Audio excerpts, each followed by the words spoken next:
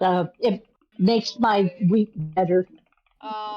Thank you, Lovely to Colleen. have you. Hi, Colleen. Hi, Have a Colleen. good one. Have a good book club. Thank you. You will. By Matt Dinny Man. Go live. I don't even have my. Oh.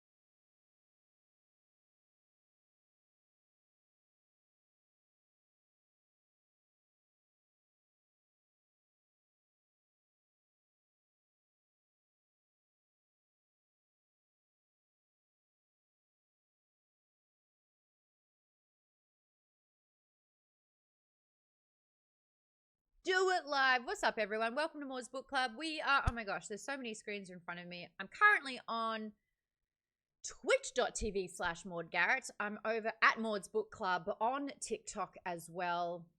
And I'm on YouTube. Forgot about that little guy. So did everyone else. Don't you worry. Are we live over there too? Not that I can see. No? Come on, YouTube, like- you've got one job. It says waiting for Maude Garrett. Waiting? What are you waiting for? We're Yeah. all live.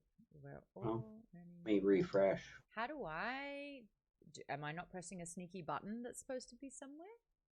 Waiting. It says you have a stream scheduled to start 5 minutes ago, but it still says waiting. Yeah, I don't know why. Multi-stream, here we go. Multi-stream. send. Look, I'm figuring this out as well. Nothing's happening there so far. You have to have the broadcast tab open before sending from OBS, says Paul. On TikTok, I'll have you know. Haha, getting first-hand help there. I'm streaming through Streamlabs. So, don't know what that's about. Maude's volume is really low. Thank you so much. For those that don't know, every day, my microphone decides to change its input levels. Oh, because it's coming through it's coming through a camera and not my actual microphone. How's that? This camera, I've got two. They're both Razer cameras, but the Pro has a microphone built in, and somehow it just goes hard. Listen, I want to shout out a bunch of people who I guess saw my Reddit post. I've been a little bit more active on the Dungeon Crawler Carl Reddit, especially when it's at the end of a book that I want to discuss. We have done all 7 books for the Dungeon Crawler Carl series with Maude's Book Club, and I love diving into the theories, and the best place for those is absolutely on the Reddit. So Memeable246, thanks for the follow. Bagels10, Siniscus Mustang, you're a wizard, Larry. Best name. That's the best username to beat. That's a mate. Larry, we're friends now. That's how that goes. Condenser, Dark Contrary. That's also quite good. Anthony with a bunch of Z's on either side. B. Dano, Saruk, LCAC91, Joe U412, The Quilla 899, Matthew Live, Risky Ginger. What are you doing that's so risky, Ginger? Living life on the red edge. And Callow 11.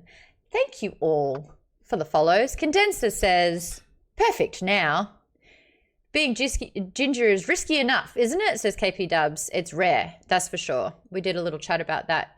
One of the Patreon after shows that I conduct. If you do want to support Maude's Book Club and look into all the perks that exist, like getting your questions in to authors that I'm interviewing, like Saturday, I'm interviewing V.E. Schwab. She's made it, actually. Zell, you good? Or is that me? Bury Our Bones in the Midnight Soil. We did that for July's book. I'm interviewing V.E. Schwab about that on Saturday. Please, if you're a member, get those questions in. I will ask directly. Paul says, I've got 10 years in esports broadcasts, and that'll do that to you. Hey, Paul, you can stay around for as long as you like. That's fun here. Ethan Wilson says, like, Sandra kind of had a point. Did you finish the books though, my dude? Or are you just trying to start a fire? Madison over on TikTok says, I miss SourceFed Nerd.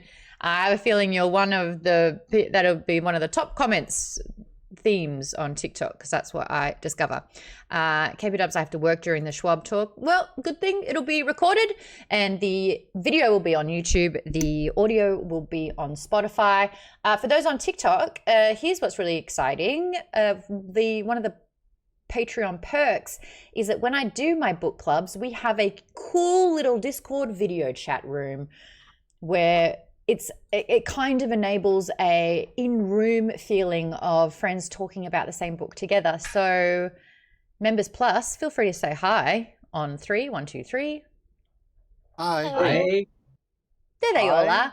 And if you're watching on on Twitch, there is a fun little browser source. So whoever is talking, you can see their name pop up. So you can start recognizing voices and who's saying what. Everyone's got a busy weekend by the looks of things. So yeah, the only housekeeping I really wanted to talk about was Saturday's interview, 11 a.m. on a Saturday. Now we are dealing with 2 very, very different time zones. I am in LA. Victoria is in Edinburgh. So that's the best time that we can. Wicked Bob is in here, says, I love this damn series. Good on you, Wicked Bob. Lovely to have you back. We're doing our best with that. Now, someone, I need you to mute in the video chat, if that's okay. I can hear some typing. All right, long story short, this is our part 2 discussion of This Inevitable Ruin, which means we are going full spoilers for the next 2 hours.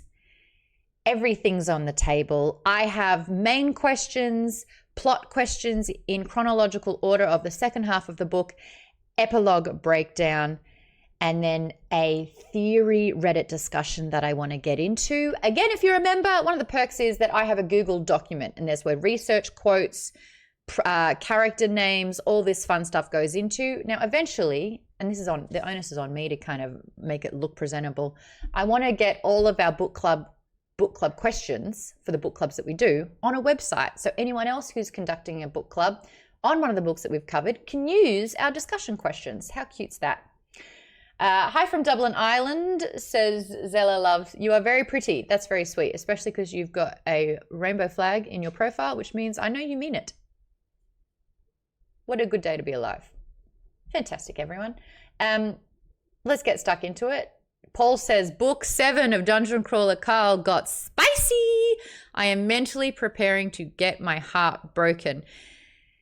As discussed, we're going full spoilers. Because it is the end of the book, I ask everyone in here, was book good? Rate it out of 5 for me. Now, I don't know what 5 deranged gods, 5 gigantic tummy acres out of 5, 5 astral paws out of 5. You let me know. Katie Brush says, book is good, 5 out of 5. Pianki says 4 out of 5. Jimmy says 4 out of 5. Wicked Bob says 4 out of 5. K Frito says 5 out of 5 Garrett's, as in pre-Ren. But book is so good.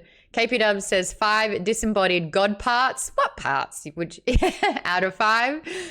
Nick says 5 out of 5. Arises in Might says 5. It is my favorite in the series thus far. Condenser says 5 out of 5. Lisa says 4.5 out of 5. First time chatter, D Edwards 66. Thank you so much for joining the discussion. Says 4.5 out of 5. That one gay dude. I know more than one, but lovely to have you in here. First time chatter as well. 5 out of 5.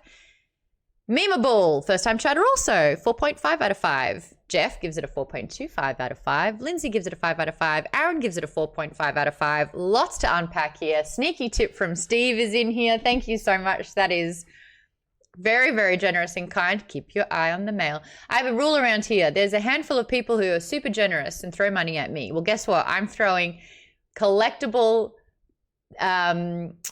hopefully rare, valuable items that I've collected in my time being a nerd in here, and I'm sending them your way. So enjoy.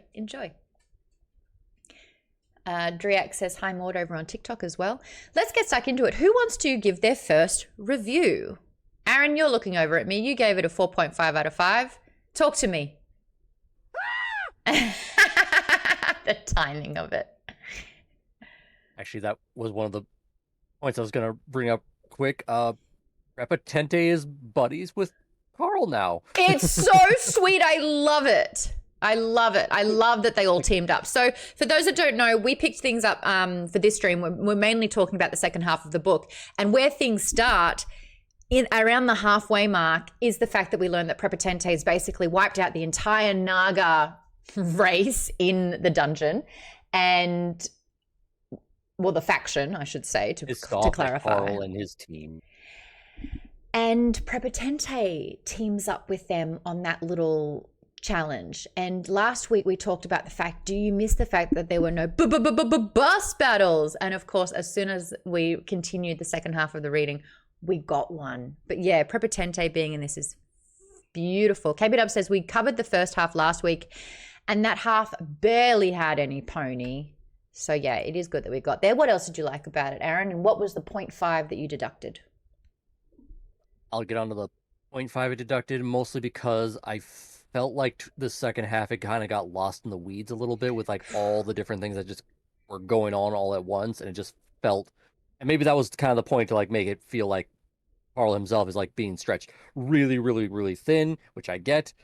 It's just, I, as the reader, also felt stretched really, really thin, trying to keep track of all the different things that are being juggled with him. Yeah. Especially towards the end with what happened to the two, faction leaders, how they get disappeared, and then you find out what the reason was, and it's like, really? We'll go over it to try and clarify some of it, because my goodness, I've listened to it twice now, and I had to look up how did the Dream faction get defeated? How did Juicebox and Team Retribution, like how did they not all die? Like, yeah, so we'll go over some of those things as well. But I hear you, it was very condensed. And one thought that I had as well is we are seeing a lot more staple NPC characters fill out sort of in Carl's entourage. Some of them I love, some of them I can't stand. Jamal, and I think that Jeff does an amazing job bringing Jamal to life because you know how fucking irritating he is. Jamal is very upset right now. You're just like, okay, we can get rid of him.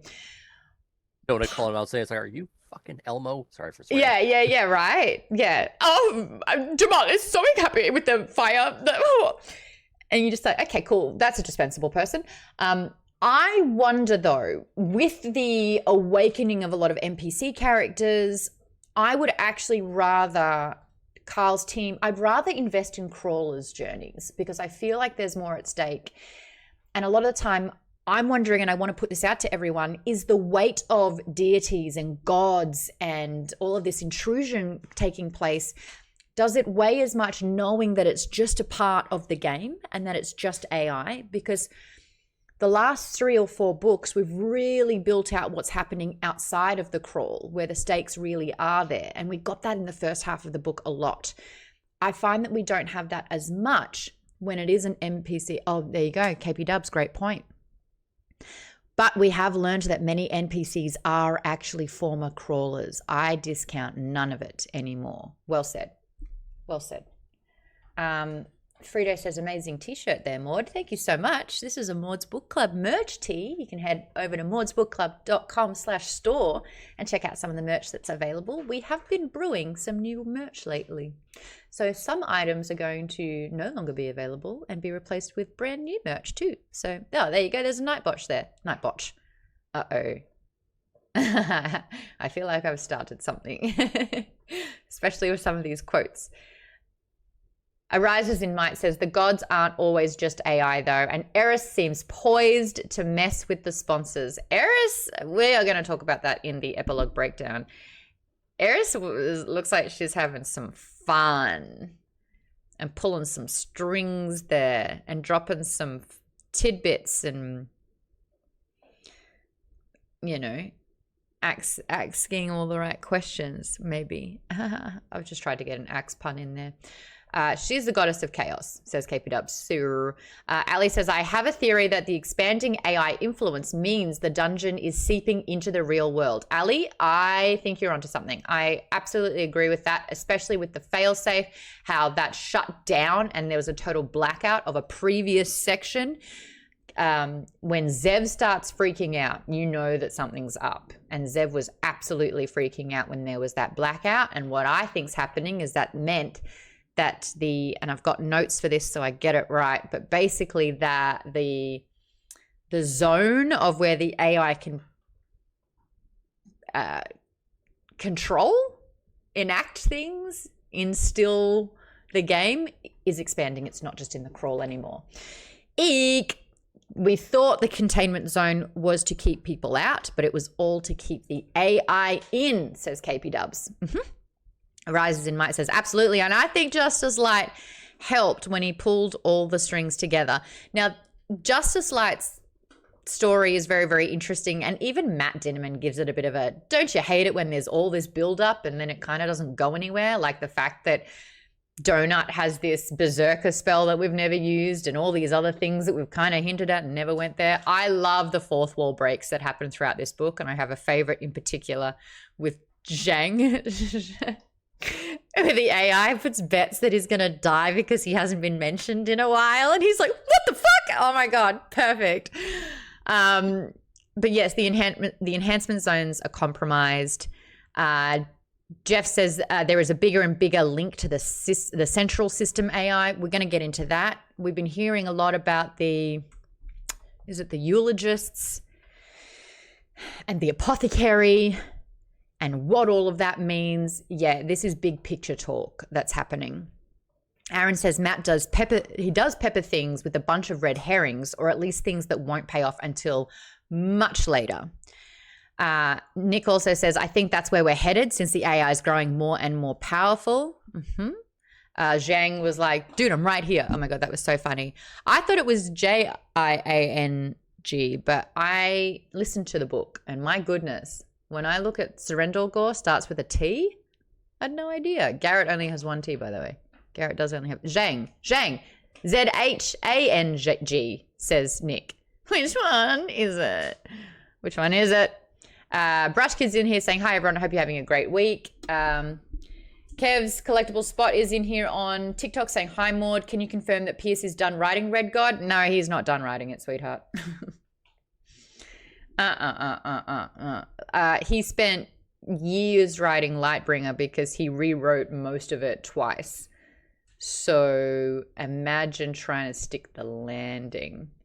What was with the laptop? What do you mean? What laptop? I don't. I need more information about that one. Ali says, yes, to Game Wizard. I feel like he's going to need to write like 3 more books to close all those loose ends. Okay, so Reddit also had a breakdown for this as well. We are up to level 10, right? And Matt has kind of gone on record to say he thinks there's going to be 10 books overall. So there's 3 books to finish this all out. So there's a guess that there's going to be level 10 and 11 that are grouped up. And I want theories on what we think level 10 is going to be like and why is it Mad Max Fury Road. Book number 9 is going to be the Celestial Ascendancy, and there's something about the Ascendancy that I think is going to go outside of the crawl. And then I think the last book is way much more than a dungeon level. Aaron, you had your hand up. Jeff, I can see the cogs twirling in your head as well. What do we got? I was going to type it into chat, and AP Dubs already confirmed it as well. Quasar said at the end of the whole thing with Carl during the whole like deal interview thing that all crawlers get that, oh, by the way, here's a brief, sort of synopsis of what you're going to be into. It's basically just a car level. Like you're going to be doing a chase thing. You don't want to be last, and that's about as much as he was able to tell. Yeah, because he was just like, well, Katya would have been great for this one. Her class was literally like a monster truck mechanic / she knew vehicles. Yeah. Jimmy says level 10's a racing game where you have to spell out words to get items. Da-ding. Jimmy is actually referencing one of the tabletop RPG sessions that we've been doing with Maude's Book Club. There is a tier on Patreon called Game On, where we play video games together, but we also decided to do our very own homebrew Dungeon Crawler Carl tabletop RPG. I kicked it off where we put players into level 3. Jeff, you have a character in it if you'd like to introduce who your character is. Just a little sentence on him. It's very funny. We've only seen him once. We have only seen him once. Benjamin the Caprid, so he's a goat. But he's a banana farmer. And he uses banana slugs and banana seeds to grow healing bananas and generally buff up the group. Also, he can crawl. He can crawl on any surface, right? Yep. KP is our traps master. Yeah, and he's a little overconfident, so he falls for his own traps almost as much. He likes to make puns. Generational references about the 80s and 70s. Sorry, Zell's barking quite a bit. You've still got your goat headband, Jeff. That's lovely. And Tim, who hasn't even read Dungeon Crawler Carl, you've got a character in the TTRPG. Tell us about yours. Mike Truck. I do. Yeah. Mike Truck, who is at this point in the dungeon has decided to remain human, and is a military sniper. So and we built out recon ability to we do magicked anything and everything possible. Magicked up some of your items, and it turns out in level 3 where I did a hunting challenge, someone who was a bloody sharpshooter came in handy. just a tiny bit. Yeah, right? Oh, like a lot. Yeah. Like, carried the whole team. So, The backpack was very heavy. What I really enjoy about it is that we rotate GMs. So every campaign, someone comes in to design their own level. KB Dubs, you've been thinking about doing it.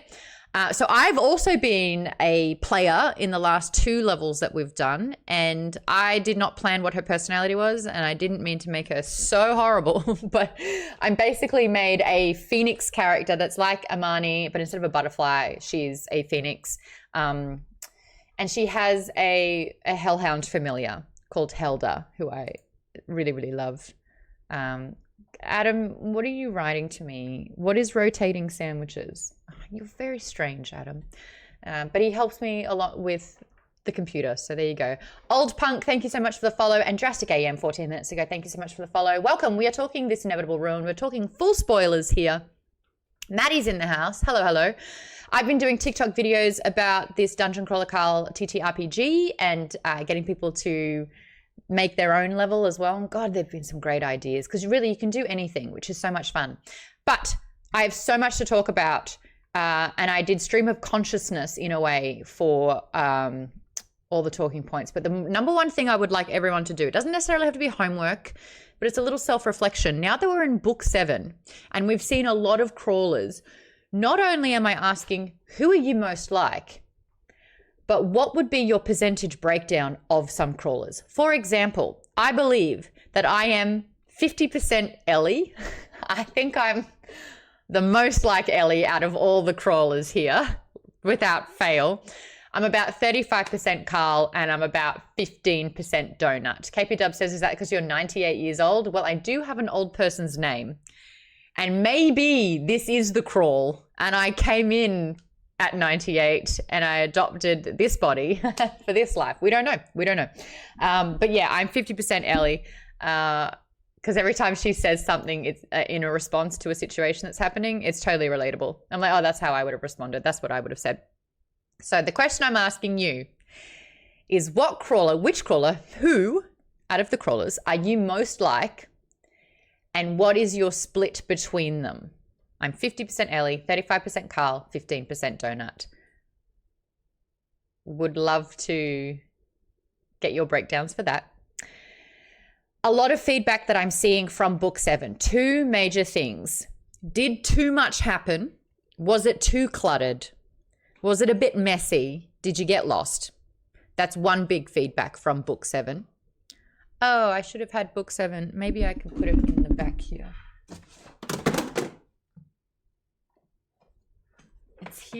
It's here. I could do it here. There we go. This Inevitable Ruin. Great. It's in the corner. Oh, God. My mouse is flying everywhere. The second thing that a lot of people are saying is that the stakes weren't high enough. For a situation going into faction wars, and faction wars being mentioned pretty early on, knowing that it was going to be a death fest, and then adding into the fact that anyone who's in a faction could die. How long till it's on the floor, says K Frito? Until I move out of this apartment. I'm pretty sure that will be falling down the back of my book club for that long. Bookshelf, I mean.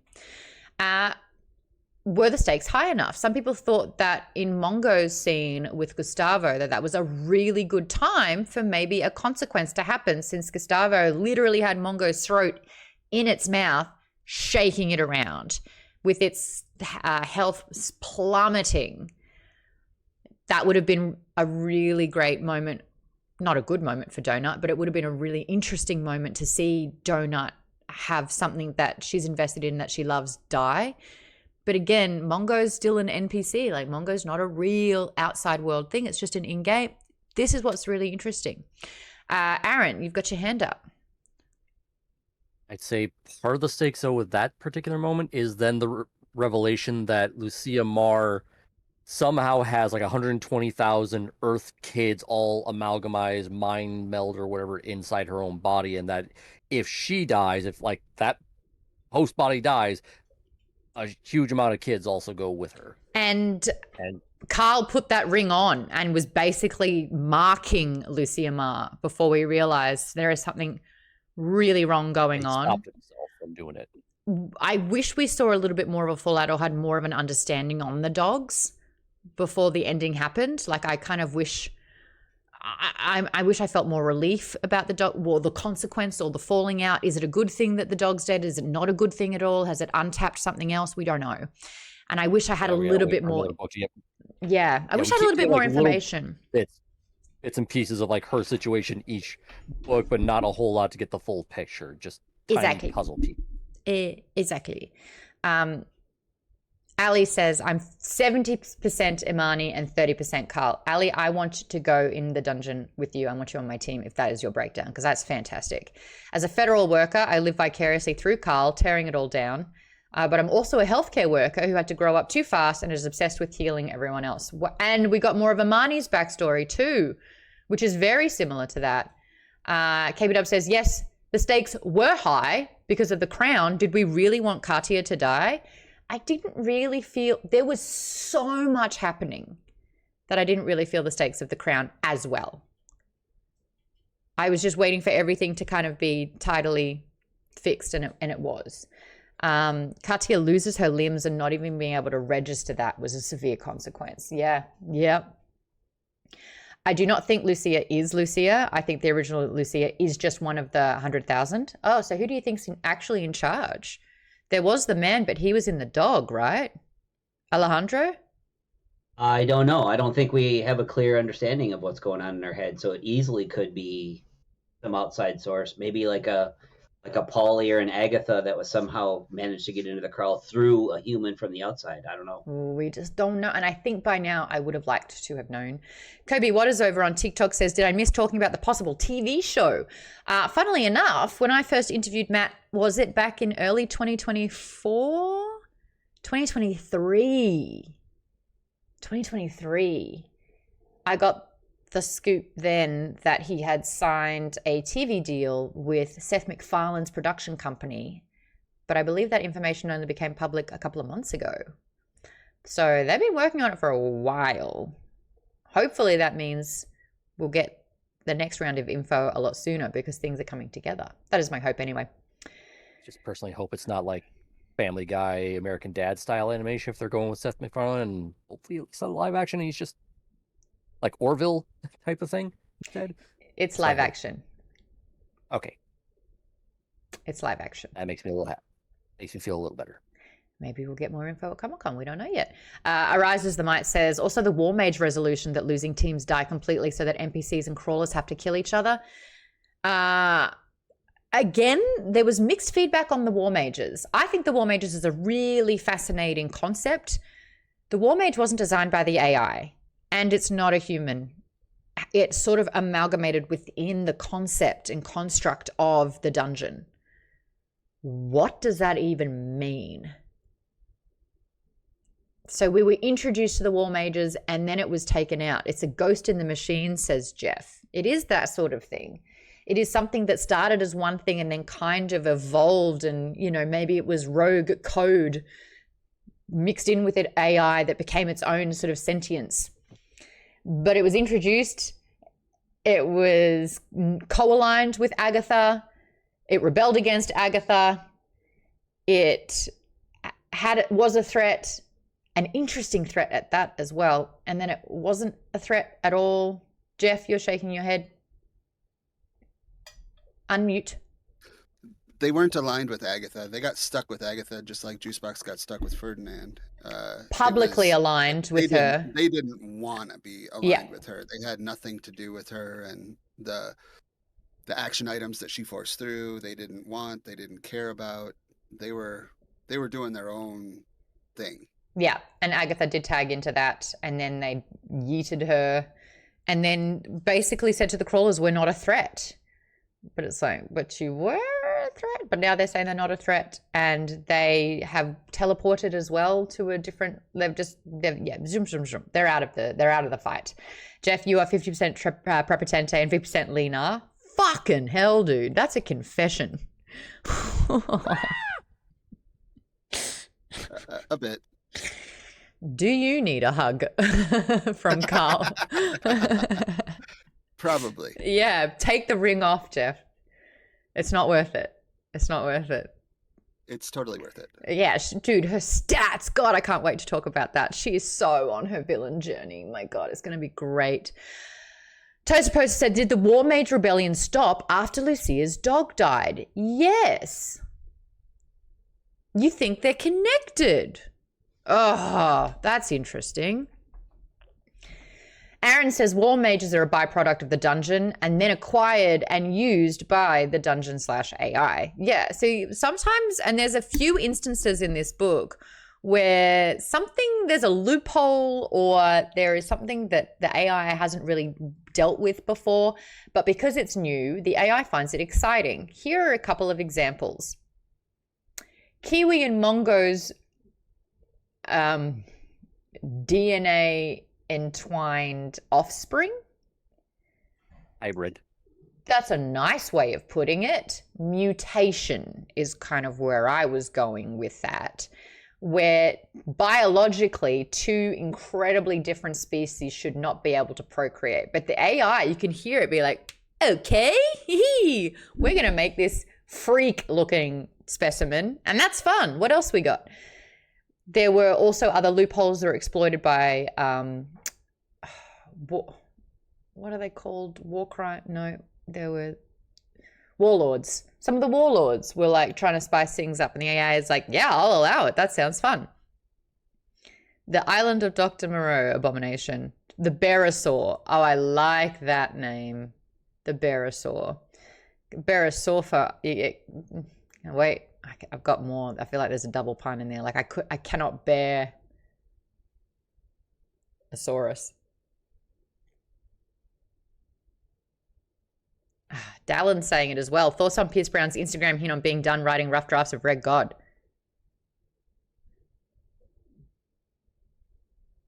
Maybe one draft.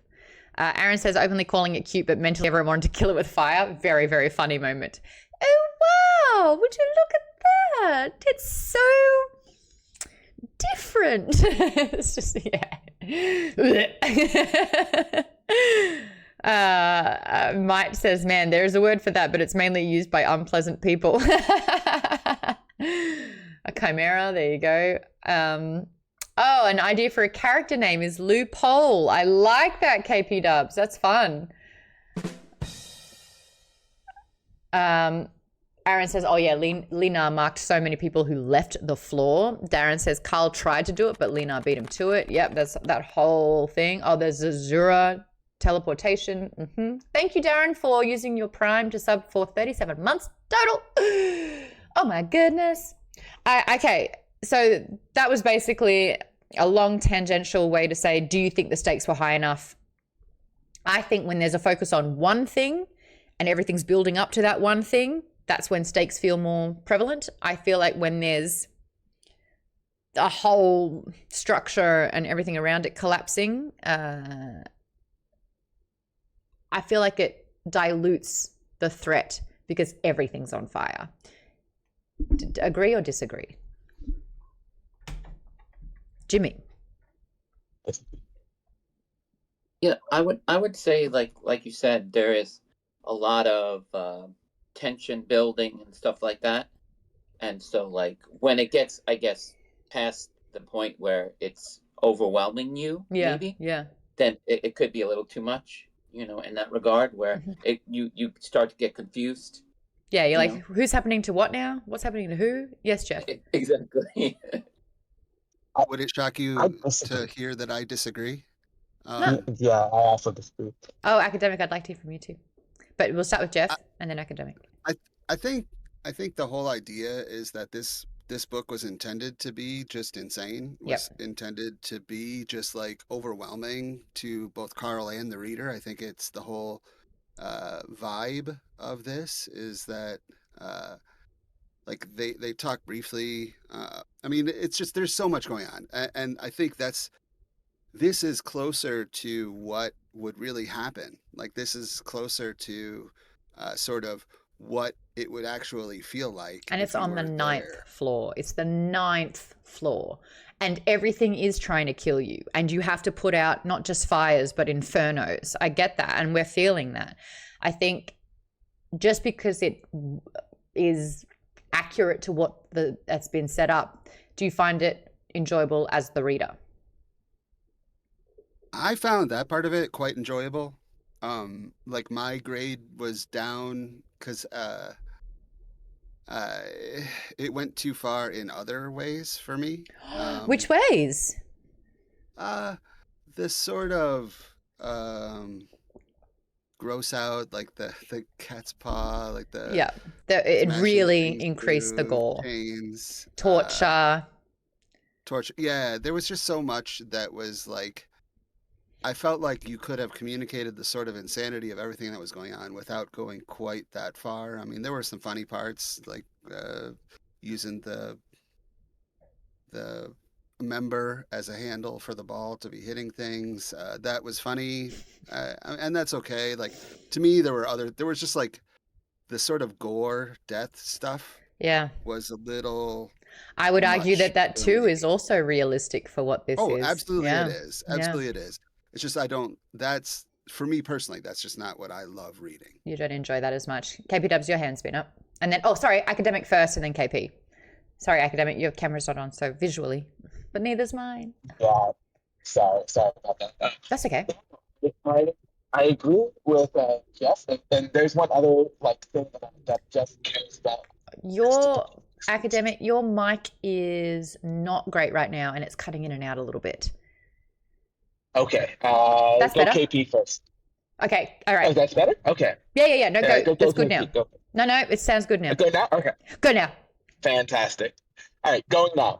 So one of the things that Jeff cares about is like, what is this book trying to say? Yes. And what I think one of the main things that this book is trying to say is stated pretty early on, and it's in the name of the book, like this inevitable ruin, this sense of all of the walls closing in, and there's nothing that you can do about it. And that's what the stakes are. The stakes that you are as the reader and that the crawlers more importantly are going through is, do we give up when the walls are coming down and everything, the world is collapsing? Yeah. And or do you persevere, right? And so I feel like everything coming in all at once is really a metaphor for, or rather the scenario is a metaphor for everything coming in all at once, and then the crawlers have to sort of persevere. So yeah, that's one of the reasons why I like how everything is done. Yeah. I really like that. I really like how you've described that as well. I had a thought, but I also needed to put the book in my TikTok stream and got distracted. But what was it you were saying? Again, this inevitable ruin, overwhelming, shit's going down all across the... Oh, that's right. The first half of the book, we had a really, really great conversation about Carl's fortitude. We talked a lot about trauma, emotional damage, and can you compartmentalize?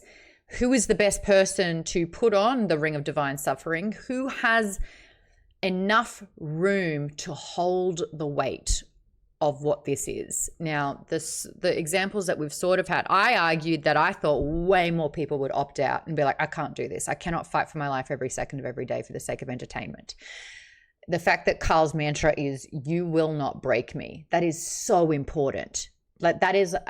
I'm surprised it's not visited and revisited as much as it is, because you do see moments of this where it's like, no one should have to go through this. Like, Donut just, it was like 1,000 cherry pies getting smashed through a grate, you know, like no one should have to do this or live through this. The first half of the book, they were drenched in skunk smell and gore, you know what I mean? But like now they have the mist, the red mist of thousands of people being decimated in their mouth, you know? Like, at what point are you just like, and I reckon I would get in there. If I were a crawler and I had to face off and kill my mother in the crawl for the sake of entertainment, I'd be like, not worth it. I can't do this. I'm no longer going to be a puppet. So I think emotional fortitude is such a big part of all of this book, that I understand that with everything going on, how do you keep getting up? How do you keep getting up? And Carl said something that was so important. It's the breaks, it's the lulls, it's the taking a breath that hurts the most. He likes it being so distracted, where everything's happening all the time, where there is no time to think except to survive. But when you get a second to yourself, that's where it catches up with you. And I understand that and I get that completely. KP Dubs, your hand's been up. I just want to kind of tie in what you're saying about not enough stakes and then what Jeff and Academic Yep. were saying about more like big world. This floor is not one-on-one fights. This floor is war. Yep. Carl is not just a soldier. He's the He's a general in warlord. charge of all the generals. And that type of position means you decide who lives or dies. I've got to send these 10,000 troops over there just to distract people so we can get to our real objective, but they might die for no good reason other than for my distraction. And so I think the stakes in this book aren't like his life is threatened. It's his mentality, Donut's mentality. That is what is threatened the most. And that's where I felt the stakes were way higher to me than in any other book, because it's in their mind that they're going to break if they are going to break. You can break their arm, big deal. I'll take a healing potion. That will not cure the psychological trauma. I mean, when Donut says, I thought all the scars would be on the inside, that broke me, because that's the first time you really see her acknowledge that this has just absolutely been hell to her, even though she's always like acting upbeat and happy and blah, blah, blah. She's just trying to cope just like all the rest of them. She's one straw away from having that camel break her back kind of thing, you know. And it's a tramp stamp tattoo of a dog. Yeah. We also see it. That part was funny. We also see it with Katya, because she's able to be a shapeshifter and a doppelganger, and she can kind of manipulate her appearance. She's regrown fingers on her hand. She's regrown her leg, you know, and the half of another leg. So to see her make her choice and to be back into not her original form, the aftermath form. So her without all the class, not like that, but like her class abilities protecting her, you see it stripped back. And that was really difficult, where you're just like, this has torn her apart.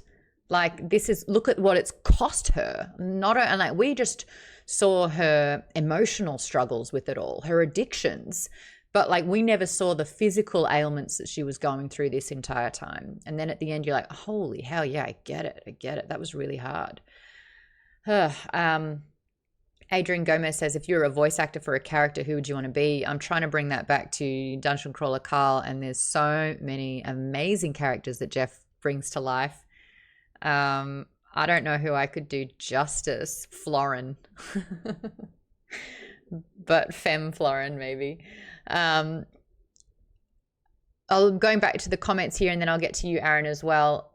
Ali says, I think Dinneman did a good job preparing me emotionally for the horrible stuff. That chapter began with defining atrocity. Carl thrives in chaos because the quiet allows him to hear the river. I've got a river theory as well. Bartleby Prime, I would really like more information on this, because I think it's an incredible discussion. Gunter is the ultimate meta expression of the game puppetry. Gunter is a spell that Carl unlocked, where essentially you can store a spell in it and set it running to a target. I'd like to hear more about that. Ali says, oh, that reminds me, why is Carl ruler of Earth? I can answer that, but anyone else that's got more info, I'll see you in the comments for it. Essentially, the Naga who had assigned himself as the ruler, once Vanata, they all sound the same, Donata, Vanata,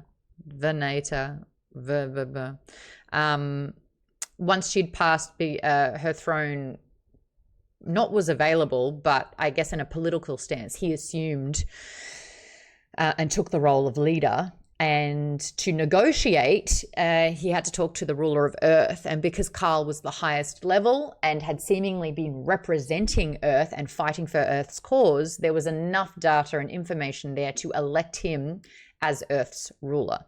Tosa Poster, don't make me run, I'm full of chocolate. Hero Pat, thank you so much for subscribing using your Prime as well. I appreciate that. Aaron, your hand's been up. So I kind of wanted to expand a little further on the whole idea of like the stakes of this book and everything like that. And I did put in a comment about like, it depends on your definition of like what the stakes are. Because like before it's all about the stakes of like how many people are Carl going to lose in each level that he's going through. This one, it's more of an internal stakes, I felt. Where it's like he's now having to make really hard, difficult choices and like Ken said earlier about like if he sends this group there, they're gonna probably die, and he's got to make sure it counts. And then it's like, but then of course he has to also be away from Donut. It's like if he's away from her, she could potentially die, and he doesn't want her to die alone, like she was in the tower and getting trapped Yeah. by Lucia Marn. And so it's like the stakes are more internalized rather than like an external stakes sort of thing. I felt the stake of the Crown of the Sepsis Whore way more on the 5th level, where there was a lot more linear quest direction. So we're in the hunt. People are in the crawl, paying for the privilege of killing crawlers, right? You had to ABC and then the castle at the end. So like everyone was in different parts and then going to the same place to have like a finale. When Katia was slipped the crown when she killed Eve, because we knew on the first level that level 9 was going to be a problem and that you had to eradicate an entire species, a faction at that time, the stake of the Sepsis Whore, the crown, felt a lot bigger. When you on level 9 with this book, you had to take a ticket to remember to think about that massive life-ending horrible situation, and 2 of our favorite crawlers' lives are at stake because of it. It was one, for me, blip. It was oh, that's right. It wasn't constantly looming for me. It was almost like the Gladiator stage of like the televised Gladiator. They had the tunnel where, do you guys remember this, or am I being so fucking millennial right now? Gladiator, are you ready? Challenger, ready, 3, 2, 1, right? One of the stages was a tunnel and there was a gladiator set up incrementally with like a different way to block the challenger, and the challenger had to run through. Talking about American Gladiators? Yeah, it happened in Australia as well, right? But Gladiator, yeah. But like in the 90s, it was huge. Okay, everyone's saying American Gladiators. There's an American one as well. Basically, all your efforts going into that immediate threat, and it's so hard and it's difficult, and then you get past it, and then the next threat's right there. And you can't even think about threat 3, 4, 5, and 6 because threat 2 is the thing that's in front. That's what it felt like for me. So I feel like the stakes didn't feel as high because it was a constant onslaught of massive stakes. Anyway, someone had their hand up before I ranted about American Gladiator, which honestly I think is a great analogy. Personally. WR really quickly on TikTok says, hey Maude, or book club at large, have you all covered The Will of the Many? We will be doing that in November. So in a couple of months, we've just got to get through Oathbringer first, book 3 of the Stormlight Archive. That'll be in August. Maybe we should do it in September. What did I say September was going to be? There was another book I wanted to get through faster. Ken's like, oh, we change it all the time. Maybe it's September.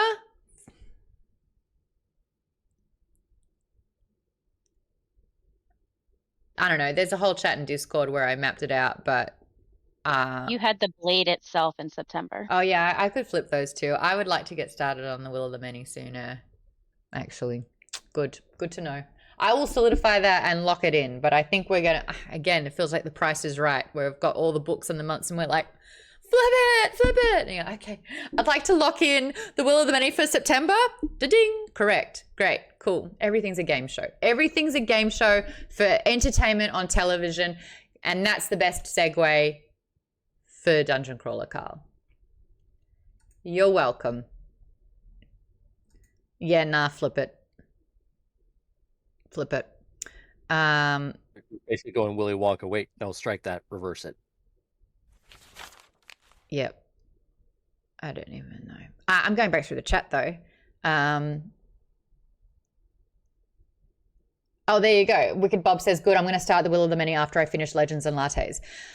I have a theory about Legends and Lattes. I'm going to do a TikTok video about it, but I think it should have been a simulation video game. It should have been a cozy sim game. It should not have been a book, but have fun with that. Have fun with that.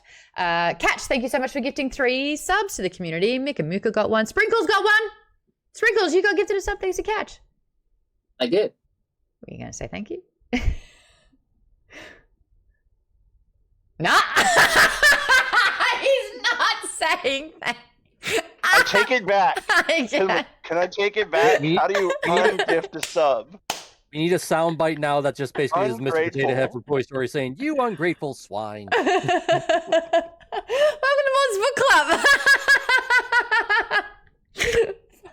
And Satchel Malone also got one. So if you got gifted a sub thanks to Catch-22, maybe consider saying thank you, especially if you're in the same video call as him and he can see your face. Woo! Cool. All right. Well, oh, someone put join my fan club on my head. Thank you so much. Oh, that was Sully? I'm not sure. If you are watching on TikTok, you can press little love hearts and you can do little gifts. Sally, sent me a heart me. Thank you so much for doing that. It always freaks me out when there's something on my face in a stream. So awesome. I love that that's a good fun thing that can happen. Anyway, let's get back to the discussion. How many people noticed and just like that in this book? Have I ruined it for you? Are you totally locked on? No, you didn't notice it at all, Darren? It happened like 3 more times. Okay, great. With the books that I read, honestly, the bar is in hell. All right, like I What are you some reading? authors have. Oh, like I don't know, some lit RPG stuff. Like those are not great authors. Like this sort of genre is not. It does not attract the most prolific, poetic, prose-filled authors. There are people who I'm sure are great people who are probably wonderful gamers as well. But That they're need getting some into work on writing. their authoring technique. Exactly. What a safe place to However, start, I think, lit RPG. Yeah, it's a safe place to start. Do it. People will read your stuff pretty much all the time. Hold on, real quickly. Darren, did you look it up as a phrase in Kindle? It only appears 4 times. Yeah, I just did a search for and just like that. What about just like that? Just like that. Oh, I don't know how to look. Sully Detect says, Maude, where else are you streaming? I'm on twitch.tv/Maude Garrett. MaudeGarrett. That's where I do the majority of my streams. Feel free to head over there. We've got a really cool community. We've got a chat. We got emotes. Lots of fun. How many? Just like that. A lot more. How many? I don't know how many. 1, 2, 3, 4, 5, 6, 7, 8, 9, 10, 11, 12. 3 Got 11. times. 3 times more, Ben. And just like that. Those Just are like rookie numbers. You gotta pump those numbers up. 4 of them include the word "and." Well, yeah, kind of. Right, Because there's a couple that are like, and then just like that. Mm-hmm. Yeah, because like the final one That's is like actually it what starts most of them are. and just like that, and then just like that is in the blurb. 12. One's a question. Just like that? Just like that. Okay, we won't count that one. Sully from TikTok just swung on by. That was so fast, buddy. Well done. Nemesis Man TV. Oh, that's a fun name. Welcome. Thank you so much for joining over here. Isn't it better? You got a better view. We got like currently reading here. And now you can see all the names of everyone who's in the Discord video chat as well. And in the Discord, which you can join for free. There's a really fun community there. I will start posting August, September, October books. So we've got a lot of leeway time and we know what's happening. But yeah, Will of the Many, I've had that book since like June last year, even earlier last year. Oh, that's cool. Booster Gold says, hi, I mean no disrespect. Is Shop What still a thing? I really liked those designs. Can you buy them anywhere anymore? I don't think you can. I think I was going to move them onto TikTok Shop actually. Oh, you didn't like... Oh, I'm doing 9 conversations at once here. I'm so sorry. I'm actually not entirely sure. Around the pandemic, that was very, very difficult to continue. And I have a bunch of samples that I'm actually going to sell on my Poshmark store because I have a rack full of What clothes that I'm like, this is men's clothing. It's very loud. I don't know what to do with it all. So if you do like the stuff, maybe I'll try to link the store and upload all those. But I really did too. I really liked that thing. It went from 2018 to about 2021, I believe. Anyway. Jeff, did you read Will of the Many? Because you said Will of the Many yawns. Yes. Okay, well, we're going to do it in... You take that yawn back, Jeff. I refuse to accept the yawn. Okay. I just didn't enjoy it. Sorry. I mean, I'll read it again. It's Okay. it'll be lovely. I will enjoy your perspective. Well, I might not agree with it, though. I find your lack of faith disturbing. Our first-time chatter with LC says a Quasar recap would be good for the show, in a way. We actually did talk about that in part 1, how we compared Quasar's recap to Donut's blog recap and the pros and cons of both. It was a great discussion. You can find the episode on YouTube if you would like to watch part 1. Matthew Goodwin over on TikTok says, I love Dungeon Crawler Carl. It's so good. We are talking about book 7, all spoilers. If you haven't finished it, get out of here and read the book. Okay, let's talk about some of the other things that happen. What is the apothecary versus the eulogy story? Porthos has teamed up with the witch from the apothecary. Rosetta doesn't trust her. We're finding out more and more that apparently Agatha is a part of the eulogy, the eulogists. These are who I think are the boyfriend, the ex-boyfriend in prison, the new girlfriend. Yes, Aaron, you've got your finger up ready to dive in. The eulogist was revealed to be the name of the central AI, which is like asleep, I guess, or dormant. And I think Agatha is part of that. And the apothecary weren't they originally sponsoring Donut? And Carl? They're the pacifist network? Still are for Donut, at least. I don't know about Carl. So the apothecary are essentially trying to destabilize the crawl. They're trying to stop that from happening completely.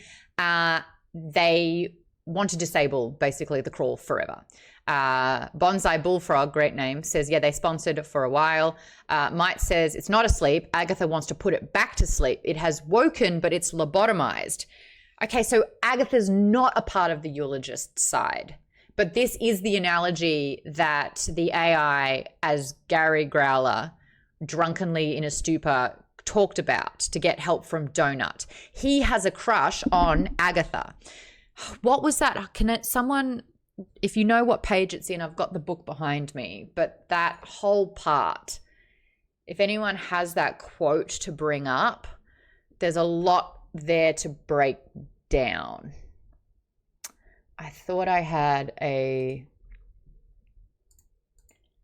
here we go. Okay. All right. Whew. This is going to take a bit. I didn't read the whole thing, but here we go. I'm on Reddit. The user is Savoir-Faire81. The conversation is called Myths, Legends, and Theories. Me trying to make sense of Book 7, spoilers all. Okay. It started with the primals. Long before recorded syndicate history, the primals dominated the galaxy. They created the primal engines, which allowed control over a planet's development, and combined with the macro AI, could bend the laws of reality to their liking. Archaeological evidence shows that the primals fought a war, and some scholars believe that there was a war against the macro AI. The eulogist is a large, apparently stable macro AI in the center of the syndicate space. It is older than the syndicate, and if Agatha's residual faction can be believed, it is imprisoned.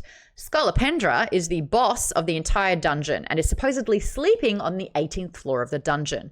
This monster is known commonly throughout the real world, and in myth, when it attacked, it killed or transformed most everyone living. Now, because of the similarity, some people think Scolopendra is a caricature of the eulogist, basically two parts of the same story. The problem is that they're described very differently from the eulogist. The eulogist is imprisoned, Scolopendra is asleep. So I think the situation is this. The eulogist, along with the other AIs, killed or transformed the primals, or conversely, are primals. So there's a civil war between the primals that became AI and the ones that remained biological. Central to the powering of the macros AI was the fuel that is created by biological life, which is now being harvested as part of the collections that precede each crawl. So this is why the crawls need to happen. They are harvesting planets for these biological resources, essentially. Central to the powering... Oh, wait. But after the Primal War, biological life was devastated and most of the AI died, went dormant, or were driven insane. I'm still going. This is halfway. Who's catching up? Who's on board with this? This is so fucking complicated for my little brain. Like, are you kidding me? I usually have it down. I'm literally reading this and I still don't really get it. But anyway. Much later, when syndicate racers found the primal engines and discovered that macro AI was supposed to be paired with them, they effectively enslaved the AI race by destroying the AI before they could gain independence, controlling the fuel for the primal engines, and just before the start of the books, discovering how to lobotomize new macro AI to keep them in control. Additionally, it appears that there are at least 2 surviving AI from the Primal War, the Eulogist and the Apothecary. The residuals appear to be divided along ideological lines depending on which AI they work for. The Agatha group appears to want to free the Eulogist so it can destroy all biological life, while the Apothecary seems to want to keep that from happening, which, incidentally, is what I think is going on with Lucia. I think originally she had 2 residuals in her fighting for dominance with the minds of the Earth children stuck in her with them. But when Carl killed the dog, he killed the Apothecary agent, and now the Eulogist's residual is in total control. The Crawl AI also seemed to have been working against the control of the Syndicate through the Crawls. In Book 6, we learned that the AI from the Crawls have the ability to read the output of former iterations of itself. We also know that the information can be passed on from crawl to crawl without the Syndicate knowing. The Dungeon Anarchist Cookbook is clear indication that there is data hidden in the architecture of the crawl that the Syndicate isn't aware of. So I think that the AI have been hiding copies of themselves in the dungeon code, probably as base code for the gods and other dungeon-born NPCs. So what Crawler Light did when he broke the nothing in the dungeon is actually set free the imprisoned AIs on the galaxy, which is why directly after this happening, Eris shows up at a gas station outside Earth's quarantine zone. Incidentally, the description of the light pathways that the Bijou use, the river which Carl seems to sometimes sense and hear, and the tunneling system that the Apothecary may have created are all very similar. Strange, don't you think? I think Scolopendra is a metaphor for releasing the imprisoned AI on the galaxy and freeing the Eulogist. In the coming books, I think we're going to get more on the memorial crystal, and it will somehow be connected to the solution that will end the crawls and free the AI, but will also keep the Eulogist faction from destroying all biological life. I suspect that the AI, which are imprisoned in the crawl as gods or NPCs, are also not a unified group, and that some of them will elect to help biological life versus destroying it. Goodness me. I think that this is where Samantha's story is going. And she and her daughter have something to do with the life factions, and the memorial crystal is somehow tied to her. So my current pet theory on Samantha is that she's actually a Peto, the mother of all gods. So one of the oldest and most powerful AI in the crawl. And there's a memorial crystal because she's had so much of her memory removed that when that is returned to her, she will be able to make peace between the AI and biological life, like she tried to do with the peace seal on the Butcher's Masquerade. Holy hell. How do we feel about that? And I can link that in the Discord if you guys would like to read it at a later date also. Do you get it? Oh, I saw that. No, it also says that it's still live as well. Refresh, KP. But who is the scavenger? Samantha. Can I just say, if like the things you were just saying there at the end, if Justice Light breaking the nothing was releasing the feral gods from the nothing, and there's potential that those feral gods are all former crawl AIs, does that mean Samantha is a former game AI? Wow. Well, I mean, her memories have been suppressed, and she has, the longer she stays there, the more powerful she gets, and it resets every level. So the longer she's in a level, the more she starts to remember, the more that happens. What I found really interesting, my second listen through, I listened to a couple of chapters again today because I finished early, was Carl asking Mordecai what is the Scavenger's Daughter? I thought it was just my patch. And Mordecai goes, do you want to know the legend of it? Or do you want to know the lore in game? None matter right now because you need to get through the threat that's directly in front of you. But there's essentially an in-game Scavenger's Daughter, and a real-life mythology of the Scavenger's Daughter. This is obviously something that's really big. Now, what does the Scavenger's Daughter patch do? Carl uses it in violence and killing, and it stores up. And he has to unleash this energy once his meter is full. Does that correlate to the fact that Samantha gains power the longer she's there as well? There's something very crucial about Samantha. And I agree. I think we're starting to see a lot more big picture here. Little housekeeping. Scully, thank you so much for dropping some bits. And Epic Dr. Quinn NZ, thank you so much for the follow as well. And my Black Mamba's like, I gotta go. I'm not up to there yet. I haven't finished this Inevitable Ruin. Come back when you do. And we're also going to be putting these up on YouTube so you'll never miss out. J. Rod Roddington says, my theory is the eulogist will end up embodying Scolopendra and Carl will end up smooshing it.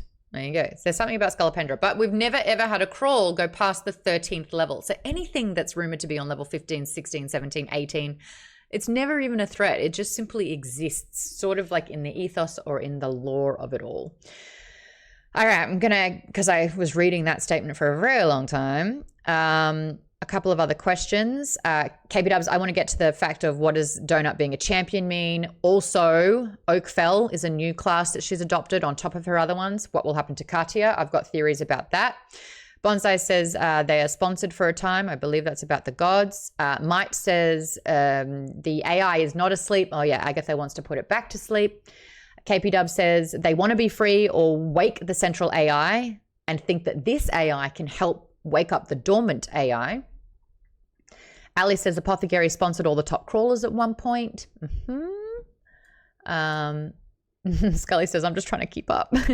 Aaron says both sides want to stop the crawl but have different goals and desires. I think it comes down to, are you going to eliminate biological life or is it just going to be AIs only? Or are you going to keep biological life? And it's pretty easy to know what Carl and everyone else's side is on with that. Aaron also says, I think the part about the resources was during the conversation with Oren / the AI Gary conversation. Capedub says, Scolopendra is awake now. What if the parallel is Scolopendra and the eulogist both had a multi-tier attack that killed many and then they went to sleep? Or are they not the same person? How are they different? Might says, look, I'm on board. AIs are the real primals. Residuals are the hive mind nodes. So the AI, sorry, Ali says, so the Earth AI is the apothecary. Did they say in book 2 that it was a recycled AI? Yeah, and it went primal way earlier. Might says, I don't think Gustavo was on the apothecary team. Gustavo was related to Alejandro. Bartleby Prime says that there's a little Star Trek TNG, Moriarty in there maybe, because what happens if you wake up within the simulation, aka the dungeon, but you have abilities of the outside, the worm path of awakening, the worn path, sorry.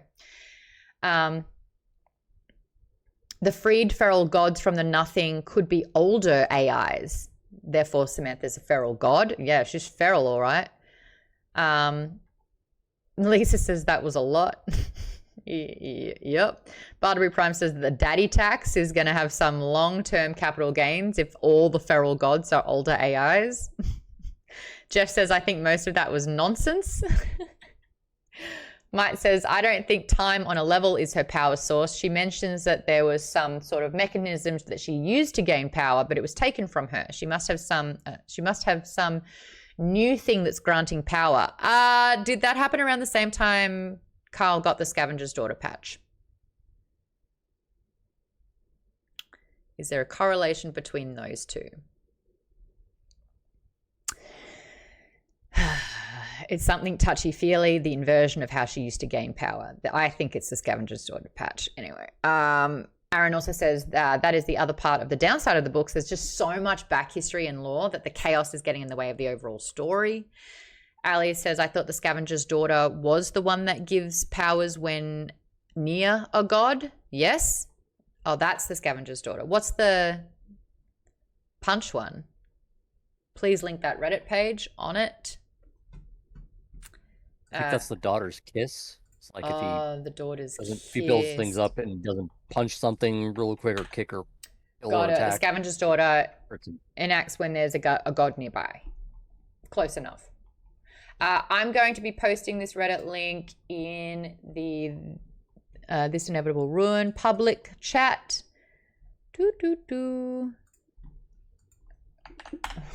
Enter at your own risk with that one. My goodness, I've got so much happening up here. Where's my show notes? Here. Got it. Okay, let's talk about the end of the book, not quite the epilogue yet. Donut casting atrocities, war crimes, spells. She essentially put everyone in a giant ball that was rolling around, and then she smashed all the enemies in the ball using astral pour. Lena marked everyone of the enemies in that ball and helped chain them so that they would all essentially should die. What does this mean? Carl is on like level 84. Some people say 81, some people say 87. I thought it was around 84. Donut is now 135. Lena is still in the mid 80s as a level, but because of the Ring of Divine Suffering and marking all of those enemies, every single one of her stats, her base stats, have been maxed out at 300. The consequence of marking a massive group like that when teleporting is rife, several of her marks have teleported to the, I think it was the 18th floor, and are making their way down because now there's been dimensional traps that have been unleashed thanks to Justice Light. And things are getting flooded and gods are being unleashed and things are moving around and I can't keep up with it all at this stage. But Donut is hella superpowered. Her charisma stat's over 200. How do you feel about Carl, who was at the top for quite some time, being 50 levels under Donut now? And do you think Donut is coping with this mass genocide, essentially? She's only coping with it because she is so strong now. Aaron. I think, to be fair, if she didn't do the mass genocide, it would have happened either way because they still had to take out the leaders and they would have all been dead anyway. So it's just a matter of how do you want to kill them? Either just smashing them or kill the leaders and they all die anyway. Which almost lost Louis because of the one leader decided to like harvest him, play surgery. Yeah, harvest him and put his brain, switch out his brain and then try to negotiate. And it's like, dude, you're trying to kill our friend. But this is the thing. So the other war leaders, what are they called? Warlords. Warlords. One kidnapped Louis, knowing that it was Juicebox's husband. Yes, they got married and divorced in this book. Beautiful moment with Juicebox that I'll get into as well.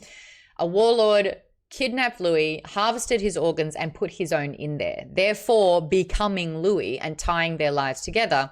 So if Louis died, then he would die. But if Louis stays alive, which was obviously the goal, then Epitome Tag also stays alive.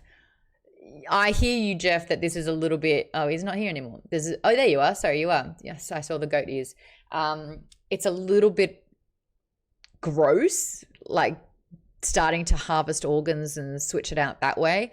Now, another blip and you missed it moment. Another warlord from the Dream faction was hidden inside the Drake, the white Drake that was soaring around. So there was a dragon at one stage and it hid inside of it. Now, what was really funny is that this dragon wasn't attacking anyone really. So they're like, great, well, if it's not attacking us, then we won't attack it. That's what the warlord thought. So that's how it stayed safe. And it wasn't until that big explosion and it took out the dragon that it also killed. Zelda! Oi! No. Don't mind her. Zelda.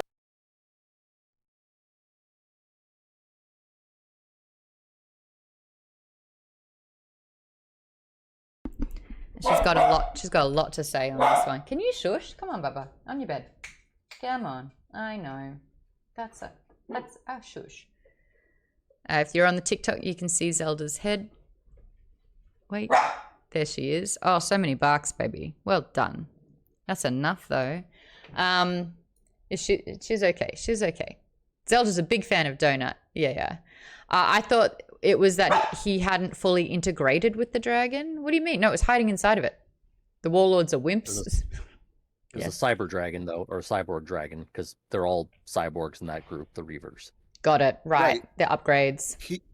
But there was some sort of thing where he had to like integrate to be able to take over it completely, and he hadn't completed that process yet, and that's why the dragon hadn't like done anything.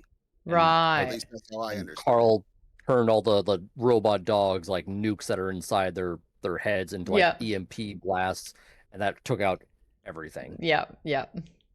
Again, very convenient when you have so many fires and you press one button and it. Anyway. Tendentiousness says the warlords are wimps. But yeah, every other time they've played Faction Wars, they didn't actually die.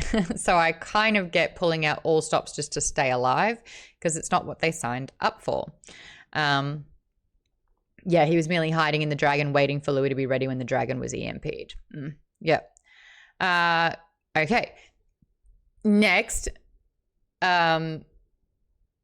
Fun little facts like now that Rust is dead, it's Victory that is now the new Prime Minister. There's a great moment there where Carl's like, yeah, I'll still kill you if I have to. I don't care. I thought that Victory has been a really, what are they called? What is their role? Sorry, I listened to it, so it's hard to... Adjutant. Adjutant. I really liked Victory as an adjutant. I think that she's been really great, actually, and is now a Prime Minister of the Skull Empire. Team Retribution. The whole thing, the syndicate. Oh, the whole syndicate. Fucking hell. Because the Maestros was king, and then he got blown up by the former crawlers because that one. Yeah, Rust. Skyfall, or we're not Skyfall. Basically, the guy was Maestro's kids were in orbit, and we find out the name later. York on a ship destroyed. That's right. He's still in like the dungeon. York's in the Princess epilogue. Formidable, so Princess Formidable, who got bamfed into the ocean and somehow swam to shore, according to the AI. Yep. He was amazed by her dog pedal skills. Is now the queen of the Skull Empire. Well, technically, Maestro has already claimed the crown anyway. Maestro's alive. Maestro's alive. That's right. Where? Oh, did he get out? I could swear it was Queen Formidable. I could be wrong.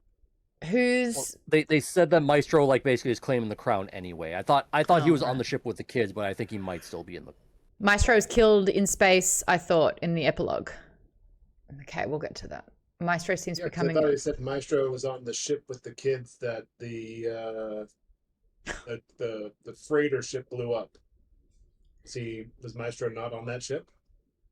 Because that was kind of the point. I thought they were gonna blow up the ship with the kids and make it look like it was accident, like crossfire. Blowing up the kids had nothing to do with Maestro. It had everything to do with allowing Victory to be Prime Minister, because she couldn't be Prime Minister as long as she had underage something, or like a. Formidable isn't Prime Minister. She would be the king. Maestro would also have to be dead first, too, right? No, because there's king and then there's Prime Minister. It's two different things. But Victory is Prime Minister of the Syndicate. Right. That's what I'm saying. They blew it up because she apparently couldn't take that political position. So Victory couldn't be Prime Minister if they were underage. The kids. Okay. Correct. So Maestro's dead? I don't think so. I thought he was. Interesting. There's yeses and no's. Along with all of his children who would have been heirs. Right. That's why I thought, because like in the epilogue thing where it's like that ship got blown up, that was like the side mission before the former crawlers came back after the end of the dungeon. Maestro's in the dungeon. I think he's supposed to be in the 12th floor as part of like the ascendancy. As a god. Yeah, that's right, because he did sponsor a god, because he appeared somewhere in the previous. Okay, yeah, and Jeff is agreeing with me, so I'm on the right track. Okay. I trust him on that. Really quickly, Josh, if you're still here on TikTok, Josh Stewart said, I just got 2 Dungeon Crawler Carl's tattoos today. Josh, do me a massive favor. Please join Maude's Book Club Discord. It's discord.gg/Maude Garrett, MAUDEGARRETT. We have a Dungeon Crawler Carl chat. I need to see these tattoos. I need to see your tattoos, or at the very least, tell me what they look like and what they are, because that's freaking amazing. I wonder who do you think is going to be the first to get their Dungeon Crawler Carl tattoo in the community? And why is it KP? KP's like, no, I'm not getting a tattoo. Hell no. Hell no. Or to quote Mordecai, fuck no. Oh, fuck no. My favorite quote. No. So good. Actually, Arises in Might says it has a really great point. He might be dead since the nothing just got dumped into the 12th floor. So Maestro could have been taken out that way. Oh, cool. Josh is going to join and show us the tattoos. Hell yeah. That's awesome. Okay, so more things. Team Retribution. They all got teleported to the 12th floor by sledge. Does that mean with the nothing on the 12th floor that all of Team Retribution's now dead?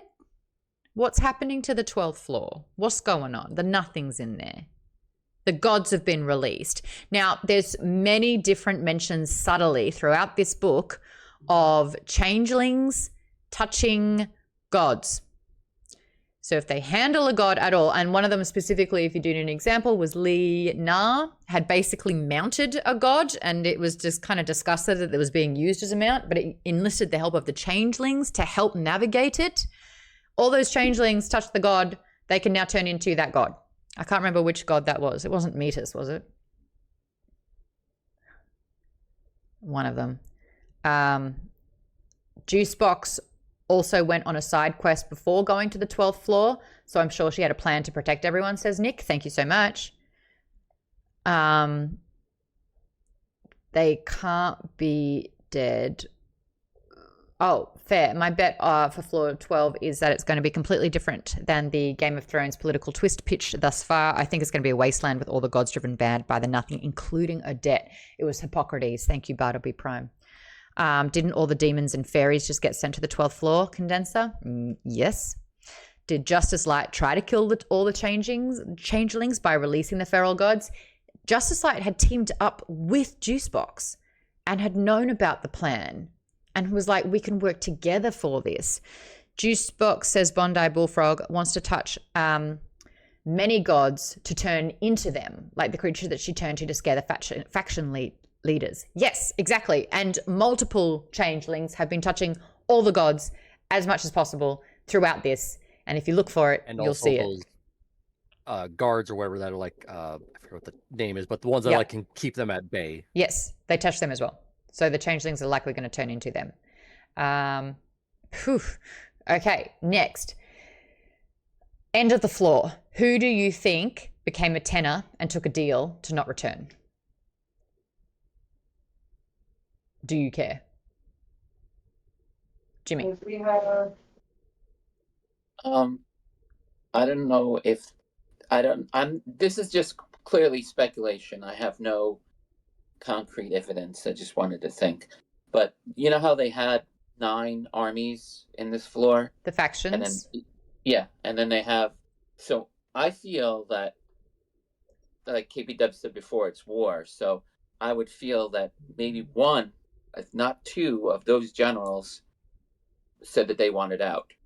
I would assume, just so that they could, be done with it all. But again, that's just me. They died. Well, there you go. The question again was, who do you think took a deal to maybe Katya? To stay out of the crawl? Yes, Academic. I think the majority of our main cast are staying in the crawl. The only person that I would hope is sort of backing out is Li Jun. Other than Li Jun, I don't think there's another. Who's going to tell him? Who's going to tell him? Li Jun died. All right. Oh yeah, I forgot about that. Yeah. Li Zhang's dead. So I don't think he's going on to the 10th floor for sure. Li Zhang is the catalyst for Li Na's villain origin story. Mark my fucking right. words. Oh, excuse me, your kids in the background. I hope they she'll can hear. become the new Maggie. She's 100% gonna go full villain. She's too powerful. She's not even acting in a group anymore. She's not responding to crawlers' messages. She's zeroed in on finding and hunting down those that she's marked. Yeah, that's going to be, we've lost Lena. I do not think that she had the fortitude, the emotional fortitude to bear the ring of divine suffering, especially when she lost in this level her best friend, her brother. I think that a catalyst was made. She also ripped out her brother's eye, her own eye, to put in her brother's eye. Like, she ripped out her eye. She has been very, very quiet this entire time. I think she has been a ticking time bomb. I think that she has been imploding so much so.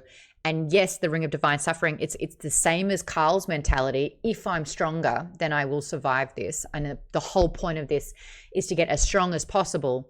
But it's Donut as a sounding board saying, at what cost? And I think Lena didn't recognize the cost of what it would take to put that many in the Ring of Divine Suffering. I think she's cracked. I think she's you will not break me. I think the broker, but I don't think that we will see it just yet. But I'd love to get everyone else's thoughts on Lena. People on Reddit calling her the ultimate glass cannon because she can't heal at the moment, but her constitution's base stat is 300. 300. She's essentially untouchable and unstoppable, but she can be killed. There's a vulnerability happening there. I don't know if any of Carl's core took deals, says KP Dubs, but I think a lot of them, like 75%, did. Arises in Might says, I think that all the nameless crawlers took deals. I do too. Absolutely. I think that what was 125,000 crawlers is down to 10. Honestly, I do think it's like that much of a drop.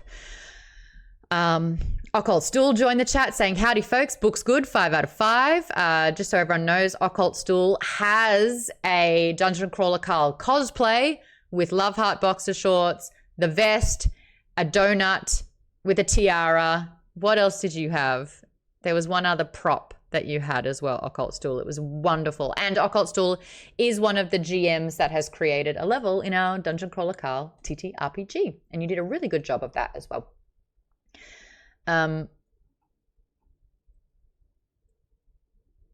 Is the dungeon letting players out other than Katia, says Tendentiousness. They are taking deals, yes, and that's being let out. Katia had a very unique caveat sort of experience. Let's go into that. I think the one thing I was going to say is Carl's already married, but that's a part of the epilogue as well. And I'll talk to you about the Carl's wife that I've been digging into because I'm very protective of Carl. And what the fuck are you telling me he's married? Like, what? On my watch? So we're going to get into that. She saved Carl by being faster at marking them, says Darren, with the Lena thing. KPW says it's called the Ring of Divine Suffering. What would it do if you marked a god? Whew. Toast Post is reminding us all that Li Zhang's eye is a celestial eye. Ali says Lena has always been a sociopath. Might says we really saw how badly Lena is breaking when we saw her Slaughter Club Vanquisher. That was, again, a part that was very gory, and it was Carl being like, what the fuck is happening? Batista's likely going to take a deal, says Bartleby Prime, now that Katia's out of the dungeon. I think that could happen. I think Pony's going to go all out against Lee Nas, his condenser. Ooh! Lena is the new Pony, an antagonistic wild card who will show up to mess up Carl's plans. Oh, I love all of this. Okay, and we've got 2 hands up, so I'm going to go Academic and then I'm going to go Aaron. I don't think it's entirely fair to say that Lena has always been a sociopath. I do feel like she is in a really rough position ever since level 3 when she had the race change. she has the ability to not physically touch anybody. Like, I don't know how she interfaces with people in the before times, but that's gotta be rough. Like, and now her brother is gone. What? Like, yeah. So, this has just been building and building and building and building, and so like the inevitable ruin came for her, and she was the stakes she did not overcome. And she is ruined by it. That's really interesting. I think you're right. There were just too many things that happened too quickly for her to process in a way. What I will say is really beautiful is that women are often described as being really hysterical in these moments. I love that she's been very internal with her feelings. She's just suppressing and she's keeping it in and in and in, but it comes out in incredibly violent and horrific ways. Like, there is a severe detachment where she's almost just shut down. And that's what like Carl implements in a way to keep going day to day, but she's done it in a way that it's like destroyed her humanity and compassion and like, you know, all those other attributes. It's kind of, yeah. Jimmy's saying it. Lena is stone cold. Aaron, your hands up. Oh, really quickly though, TikTok. Donald is in the chat saying, I feel like Carl was checking, but wasn't going to mark all of that group in the ball as he noticed the off-worlders. So he didn't want to target the off-worlders. And Lena was like, no fucks given. You're all dead. You're all about to die. And I'm going to take all of your stat points. Aaron. One thing I just remembered towards the end of like the main chapters is a statue of that like dwarf god when like, you know, for Laracos that died in the previous floor or the second to last floor. That had an axe that apparently Brittany picked up according to Eris, and they repaired it. It's like it's a pickaxe. I'm wondering if that was like, I wonder if that was like the axe from the statue or something like that. It was. So there was a tidbit of that where it was initially an axe, and Carl's like, "What? What is this axe?" And then it is mentioned that a god was holding a pickaxe, and the pickaxe was missing.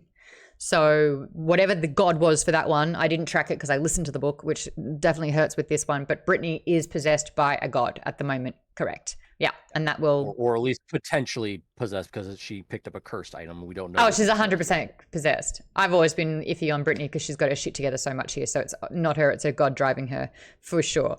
KP Dubs brings up a really good... Just to refute that a little bit, she was kind of like had her shit together for the most part until Eris mentioned that. So I'm just wondering if like, when did she pick it up? I think it was a while ago. I think it was a while ago. Or are you saying like she picked up the axe from the dead god from that previous floor when she appeared? That's my thought. Okay.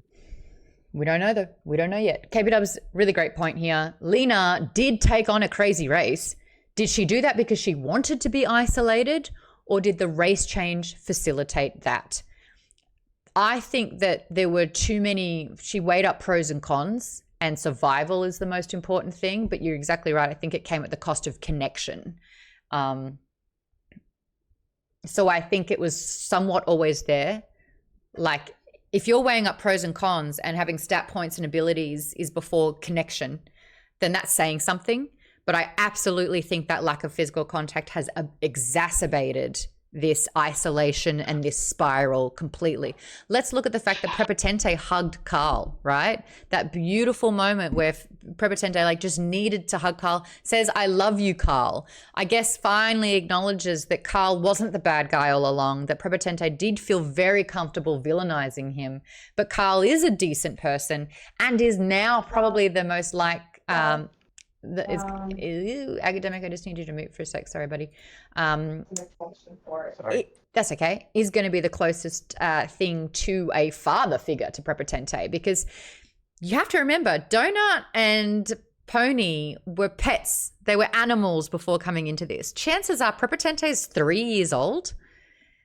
Donut's only a handful of years old as well. Like, they're quite young in terms of things, and then we're given sort of like a human understanding. But Prepotente is still very infantile in a lot of personal development ways, and he looked for his mother, his mummy, to help out with all of these things. And with her gone, Like, he's become this brilliant mastermind, but I think he's starting to realize that he's, you know, lacking a parental figure and guidance. And I think that was such a beautiful moment with Pony. And I feel like Pony is going to start becoming more and more integrated into the team. I thought Donut would have way more compassion with Pony, and they would be able to connect on a level that no one else could in the crawl. They have very unique experiences. But there you go. You can't help how stupid you are, says Toaster Poster. Mike says, I'm hoping that Pony is fully not an antagonist anymore. It felt like a really good conclusion to that part of his arc. KP Dubs, you are my best friend, Carl. So great. And if you're listening to the book, the Prepotente, his acting is fantastic. It's so good. KP Dubs, there it is. KP Dubs says that I think that Brittany got the axe this floor while working with Team Retribution. Everyone's talking about Isolte. Isolte is the god's name. The god that is dead is the god that possessed her specifically, or was it just whatever was in the axe? I think it's the god. KBW says, yeah, they're both basically like 4 months old mentally. We were talking about having game guides, and Academic reminds everyone that not all game guides or managers are created equal. Compared to Mistress Tiartha to Mordecai, leagues of difference. Is Tiartha Ellie's one who's constantly drunk? Yep. Donut's a cat. She's not a pet. She was Bee's pet. Aaron's saying that Pony has major codependency issues. Correct. Oh, Ali having a really great take on Lee Na. So at first I thought that she gave autism vibes with not liking to be touched, being very practical and not liking to speak. By the way, I'm an autism mum, so maybe I'm just coming in biased. No, but you're kind of really attuned to it, which is interesting. But then Lee Jun's last words about her needing to open her heart, so maybe he saw something dark in her. Ali says, I love all the voices except Jamal. That was pretty brutal. Apu vibes. Jamal is perfectly annoying and irritating, which is what Jamal is supposed to be. Anyone who refers to themselves unironically in the third person already, I find is incredibly infuriating. Stop Elmoing Jamal had me rolling. Stop Elmoing Jamal. Nobody ever owns a cat. They are given the privilege of being associated with a cat. My bad. Tendentiousness. My bad. I am a dog owner, so not a Cocker Spaniel. But I hear you with that. Okay, we've got 15 minutes and I've got so much more to get through with this breakdown. Okay, epilogue. I actually thought that compared to other epilogues, this one was a little bit underwhelming. We all agree with that. Great. Next, they killed Huang Xing. Now, for those that... What are you giggling at, Jeff? Nothing? You always randomly laugh and then never explain why.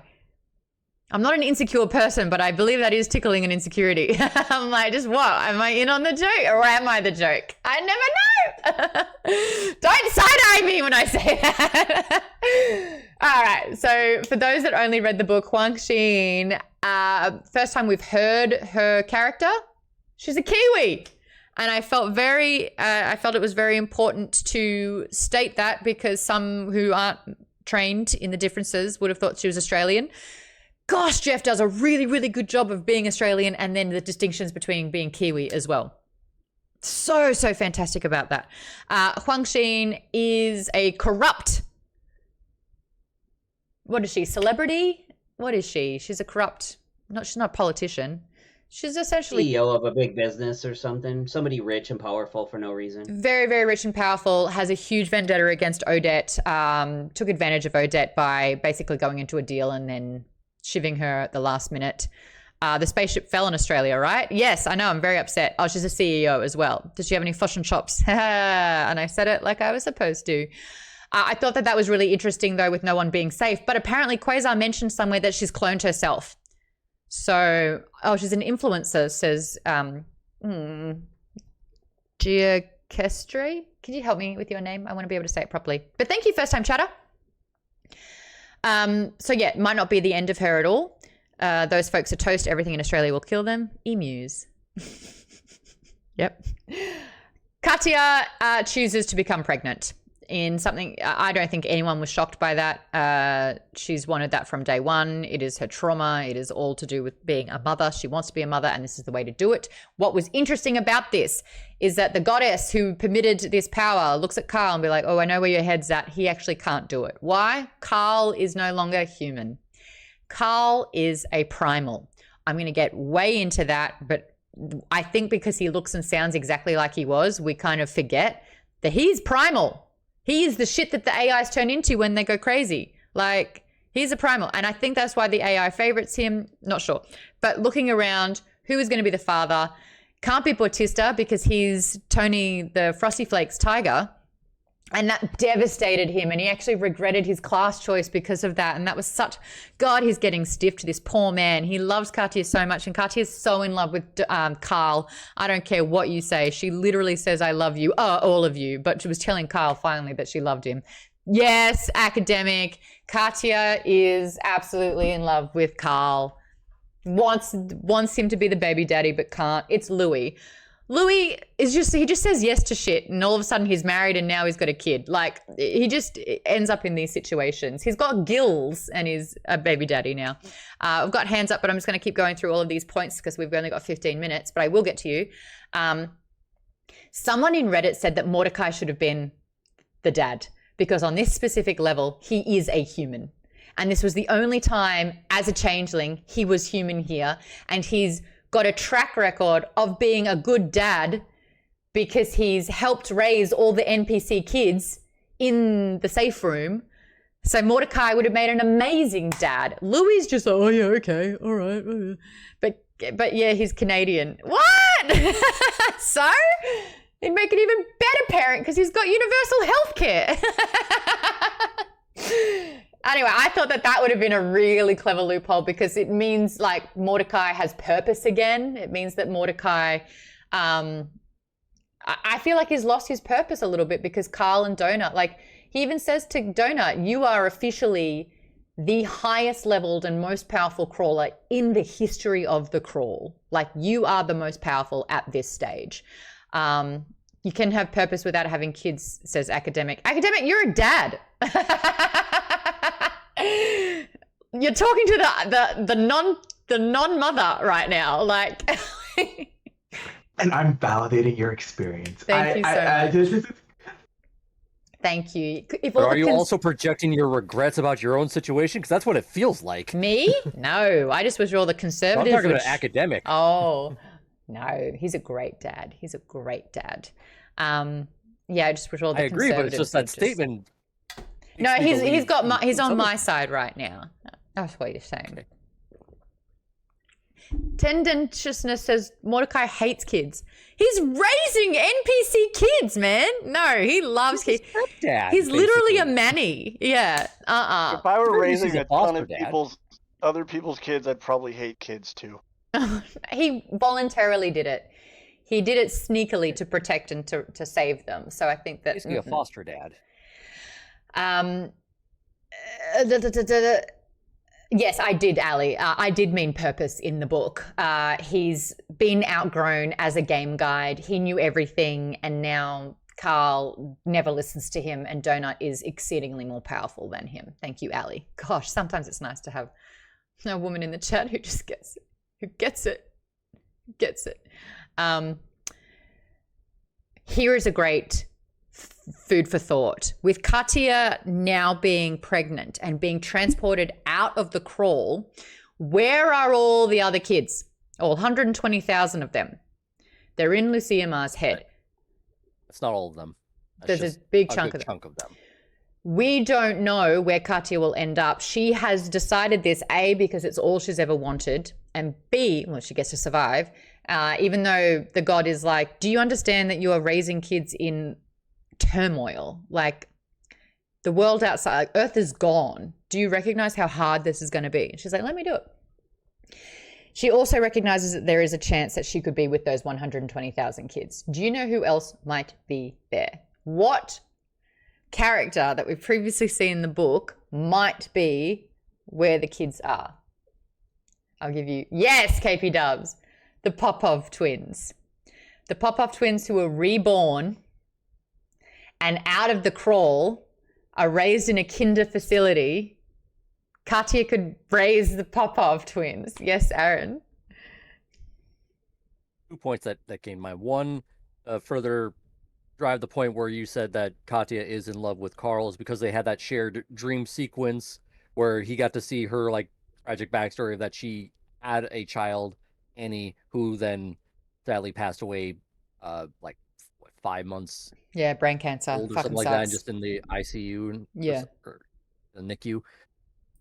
And now she's basically on the surface, and I think it's called the Kinder Room. I think Zeb Yep. called it that a few times.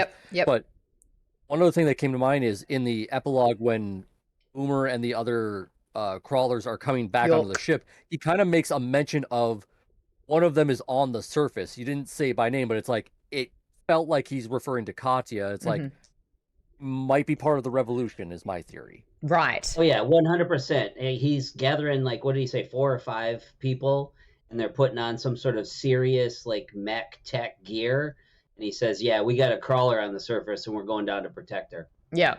That's And Katya, she's 1000%. It is, and Katya is going to be basically running the surface revolution. And probably could even bring all like the kids or something like that onto that ship, since it's practically the biggest and most protected thing in the area in It's a space good place in to the be. solar system. Yep. Yeah. Good place to be. Decked out to the gills. Nick says, actually, Nick, do you want to say that and talk about it? Because Katya's ending, I guess it hit some people a lot harder than other people. We've had a beautiful arc with her. She really came to shine in book 3. She got betrayed. She's had a hard run, but she's evolved so much, and she's, held dark secrets that she's fought through as well. So yeah, Nick, tell me about how the ending for Katya made you feel. Yeah, I thought it was like a perfect happy ending for her. Her backstory, like, I just thought was so tragic, and just knowing all that and who she to become this big hero for everybody was just, so I think out of most of the characters, she deserves a happy ending. And I think her, having a child and then also being able to go there and like do what she can to protect all those other children is like a perfect ending for her. So I kind of, and that's I'm hopeful that like people are she making gets to keep that. I'm sure we'll see her again because of all that with Lucia. And, yeah, like, the other her children. story, she's no longer in the crawl, which is fantastic because there's not really a good way out of the crawl. You die or you make a deal. Like, that's kind of how it goes. Or you keep trying in the crawl to make a better deal. But the fact that she's kind of like, her and Popov are the only people who have found like some particular loophole to get extracted out of the crawl and not have to make that. But yeah, by the sounds of this in the epilogue, this isn't the end of her story. She's going to be fighting externally out of the crawl. And yeah, Bianchi says, I think she's going to have a big role to play still. And I absolutely agree with you. KP Dub says the Open Intellect Pacifist Network is no more, introducing the Open Intellect Action Network. I always thought you were going to call it the Open Intellect Pacifier Network. Haha, kids. No, I was quoting the book because they call it that in the epilogue. Oh, in the action. They're going to pass a fist right through your skull. Oh, pacifist. Great. That's good stuff. Would it be hilarious if she became the Prime Minister of the Syndicate? Well, they're trying to disable the Syndicate as a whole.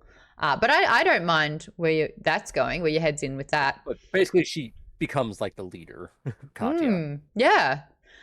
That'd be hilarious. And she can raise a kid and be a leader. Let's just make that very, very clear. Eris is roaming. Why? What does this mean? So basically, the expanded enhancement zone, what was the AI playground is just expanding and expanding and expanding. The AI is roaming. It's becoming more and more unstoppable. Thanks to Justice Light as well. We spoke about this earlier. The traps are severing the gods' tethers. In addition to the failsafe switch, all of this stuff is kind of simultaneously happening to free gods' tethers, to expand the AI playground. So Eris is on a campaign of chaos, essentially, with no leash. Yay. let's talk about why it's important that Carl is primal. Primal might be a collective mind, and that is why he and Lucia can hear the river, and that is why he has a collection of voices like Grimaldi in his head that can communicate with him. There is a big primal theory. I just unleashed that on you with the subreddit. You can see it in the Discord, as well as Josh's tattoos. Oh my gosh. Okay, these two tattoos. One is a sprinkled donut with a tiara on it, and the other one is the love heart shaped boxer shorts. You've also got a Mr. Potato Head, an atom, a little sad, was it a chicken, little chick? You've got a collection of great tattoos there. Thank you, Josh. I love that you actually came on board, joined the Discord, and posted the pictures. Everyone go check them out. Go check them out. Does anyone have any other theories on Carl and the voices in his head?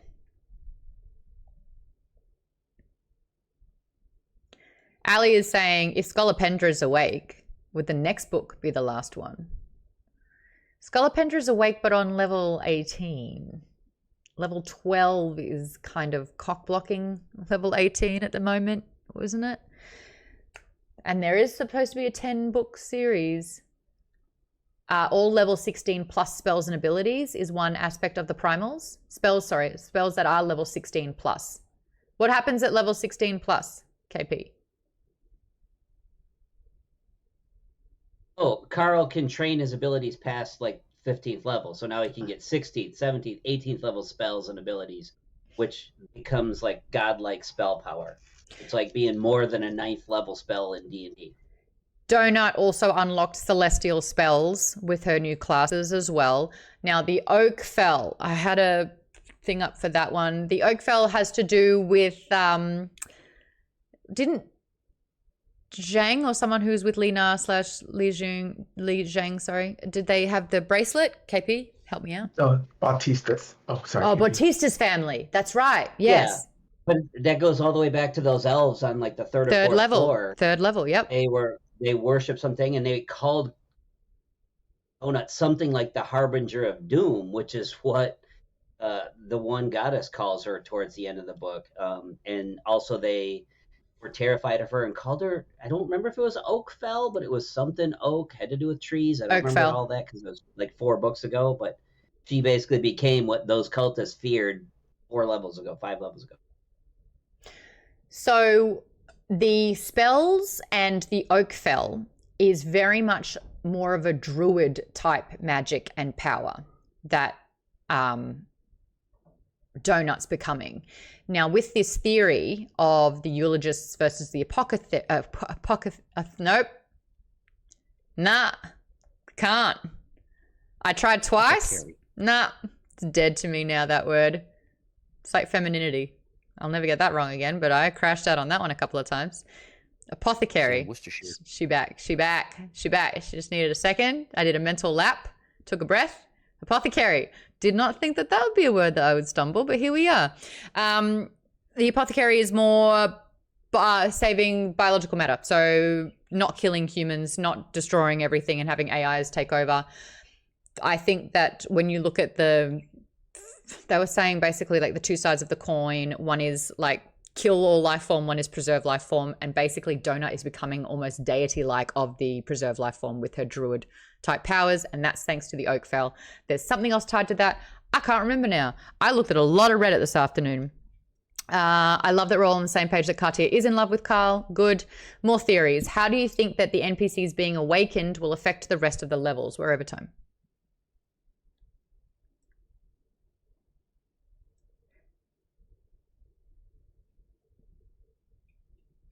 The enhancement zone suits are a huge thing. What do you mean suits? In the epilogue, one of the other things besides just the pregnant crawler on the surface that needs backup, you also find out that they have these things called the enhancement zone suits. The enhancement zone is the central zone where the central AI is running things and allows people to live much longer lives and controls things and blah, blah, blah, blah, blah. And Porthos tells York and Rosetta that they bring these enhancement zone suits, which like are superpower suits, but they only work in the enhancement zone, which means the central zone. And Porthos says they're going to work, and then York confirms that indeed they do work. And it shouldn't work because you're not in the central zone.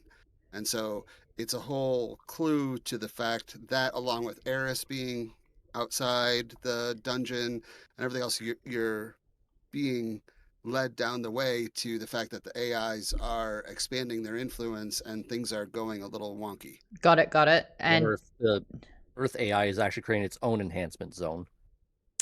Darren, That's what the expansion thing means. Possibly. Darren, you're saying that there's also enhancement zone weapons? Yeah, the ship itself in space, they installed enhancement zone weapons that are super powerful, but none of the other ships did because they're pointless outside of an enhancement zone. But now around Earth, they're in an enhancement zone, so now their ship has a much greater firepower than any other ship in the system. Damn. Right. But there is The only way one I- enhancement zone, Yeah. to be clear. Well, the way There's that I supposed to be. interpreted that is that it's almost like taking what magical weapons that only work in the dungeon, but because the AI's like zone of containment is expanding, they now work in that whole zone. And Yep. so none of the other races thought it would make a difference to have those things.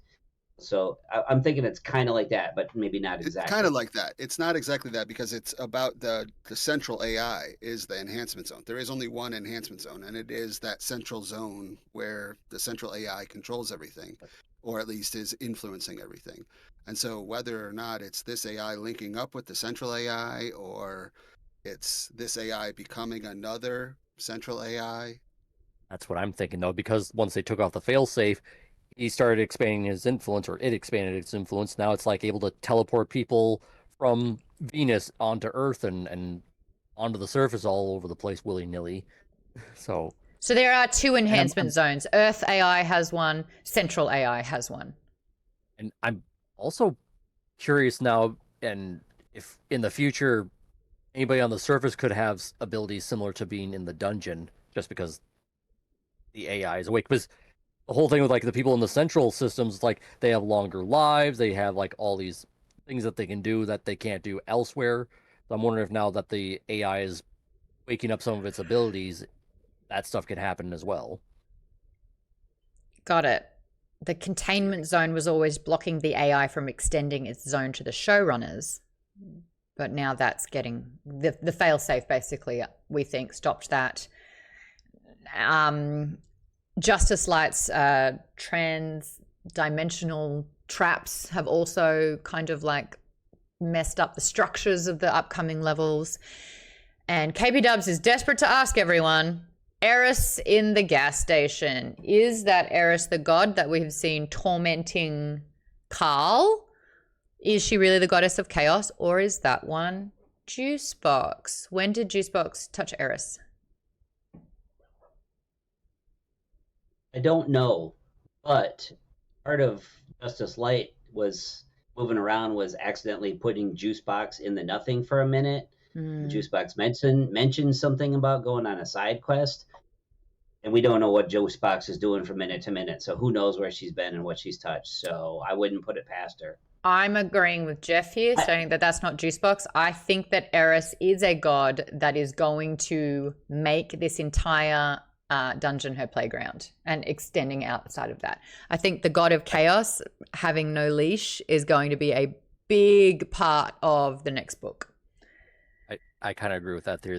That's the Eris that spoke with Carl and just somehow escaped the dungeon and is out in the wild. Condenser. Well, when Juicebox, yes, Lisa. when Juicebox can morph into who, like if she became Eris, would she have Eris's powers? She just looks like her. Plus, we don't know that Juicebox can actually leave the dungeon since she's dungeon born. Yeah. Well, because I mean, I feel didn't the Eris in the thing use her powers against the guy at the gas station? So is Juicebox able to do that? No, that is really, really interesting. Where it's like you can only appear as that person. You can't adopt all of their powers as well, right? KP? Well, this is my theory on what the containment zone is. It used to be down towards the core of the Earth. So, like, if you were on the surface, you weren't affected by it.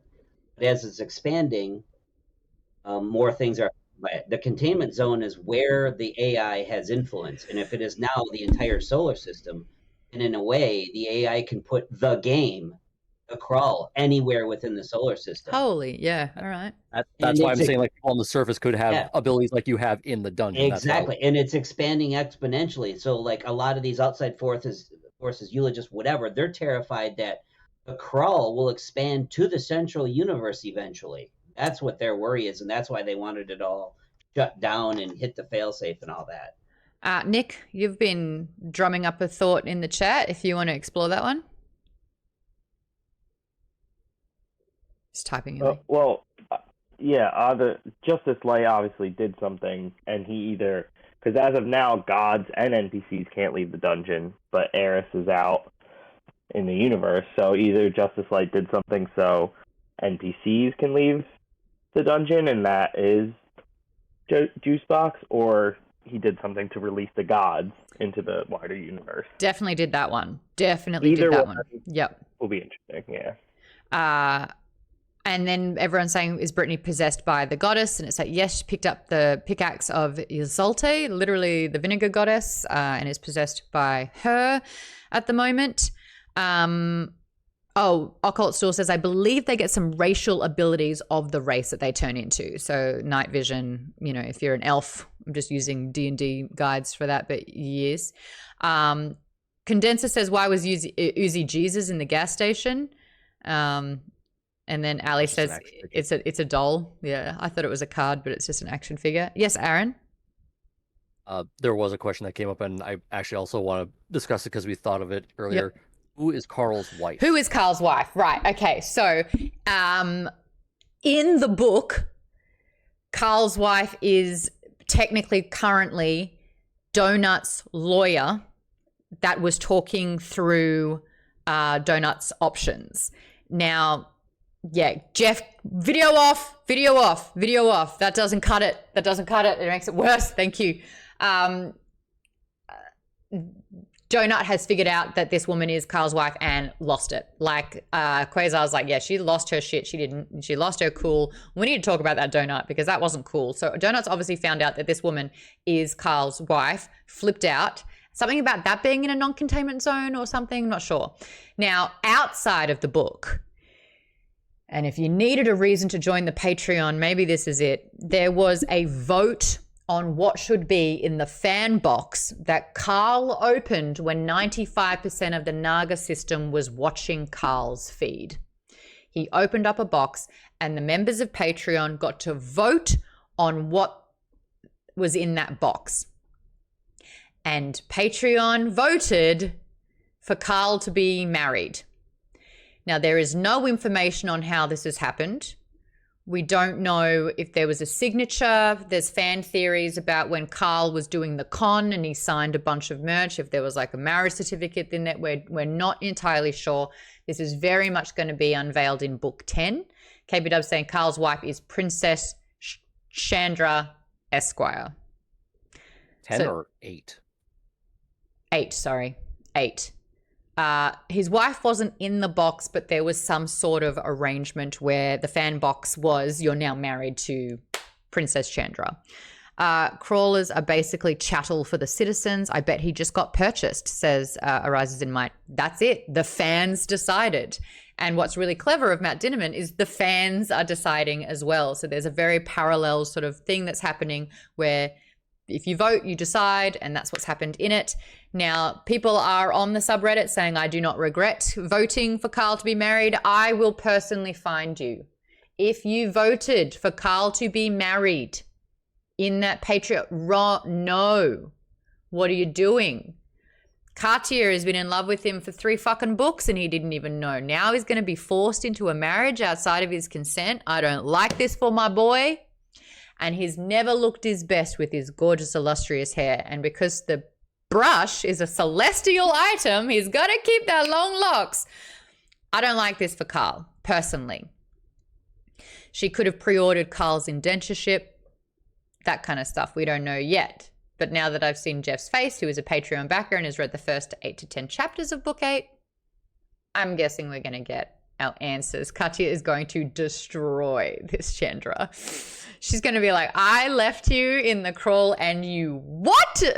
So that's an interest, but you're exactly right. This is just like another very obvious lesson here that these players are a source of entertainment and they have zero autonomy, you know, and that sucks. That sucks. So there you go. That's pretty much everything. The last thing that I had in here was, do you think the race in level 10 is going to be Mad Max-esque? And I also had another theory about the river. Do we want to go into this one for the last 2 minutes? Because we're a little bit over already. The theory of the river. The theory, thanks to Water Kangaroo on the subreddit, is not tied to the RODS, Ring of Divine Suffering. It's actually tied into Carl being a primal. We now know that it is a river of souls flowing down. Is it to Scolopendra? Is it to the AI? And it goes through the all tree. Now, remember, Carl had a vision and his feet were literally rooted in the all tree, the roots there. Carl can tap into this river somehow, especially in moments when he's experiencing intense emotions. He's not just hearing it anymore. He has now stood within it and is presumably has used its power, with the help of Grimaldi, to stabilize his mind and to level up his mind balance skill. I get the feeling that anyone that is not a primal would be ripped from their bodies and swept away if they touched the river. I think that the river is tied into the primal engine itself, and it's how the soul power flows back into the planet. I think the unwashed are an integral part of a primal and that they live in the river to help ferry souls along. We also know that crawlers' souls enter this river when they die. What we don't know is whether or not crawlers entering the river of souls is new or not. It could be that previously their souls would remain stored in the implant to be mined later, but now that the AI is free, those souls are free to join the river. What remains a mystery is the intended nature of the river and the soul power the AIs use. Is this how souls are meant to be used? Is being recycled by the AI a good and natural thing and a part of the plant's ecosystem? Or are the AIs more malevolent in their nature? Are they keeping souls from going to their rightful place and grinding them into dust when they should be going to some sort of heaven instead? Water Kangaroo personally believes it's the former and that the AI is meant to be in symbiosis with its planet and its people, which makes what the Syndicate is doing to the AIs absolutely fucking horrific and affront to nature itself. So it's deeper than the Ring of Divine Suffering. It is actually this, what I believe is like a hive mind, a connection of being a primal. Thoughts on this? Toaster Poster says, each person has a mini primal engine in their brain about the size of a grain of sand. I forget what books that is from. The last book, 6. There's talks about the resources. I believe it was the residual giving the speech, that replayed speech time and time again. And a part of it was about the fact that that resource is the size of a grain of sand. That is what powers, that's the resource that the crawl is trying to excavate. KB Dub says, remember, the Syndicate will harvest all resources after the crawl. This will include biological elements and maybe soul or thought energy. KB Dubs also said, and now he can see the map of the tree or something like that. And I wonder if the tree has anything to do with the oak fell as well. And this team biology versus team AI. Academic says they're totally just going to reuse Cascadia's skipped level. Cascadia is 100,000% dying next level. Yeah, I don't think it's by someone else either. KB Dub says, I don't care about the river.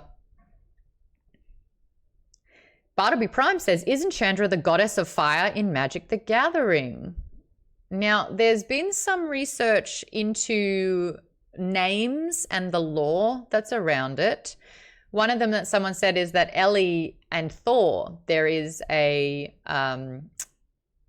Viking, Norse mythology about Thor basically challenging anyone who is a human. Bet you can't take me on, I bet you can't take me on. And Ellie, who is an old woman, goes to take on Thor and kind of wins in a physical match. And what it's trying to say is that knowledge and wisdom weighs a lot, and it's not just a battle of strength. So like if you are old, you have the wisdom to be able to tackle these things. People are going, is this Ellie? Is there a parallel with that name choice? Nick is saying, yes, Chandra is that goddess. So maybe there's something to do with the fire. If the oak fell in the woods, would anyone hear it? KP Dubs, you're out. You're done. You're done. That's it. I'm cutting you off. I totally think that the AI is supposed to be like a guardian for life, which is why it goes crazy running a dungeon created to kill. Oh, wow. Love that one. All right, so that's a wrap. We've done book 7. We've completed all of the books out for Dungeon Crawler Carl over these last 2 years, 2.5. Amazing. Well done.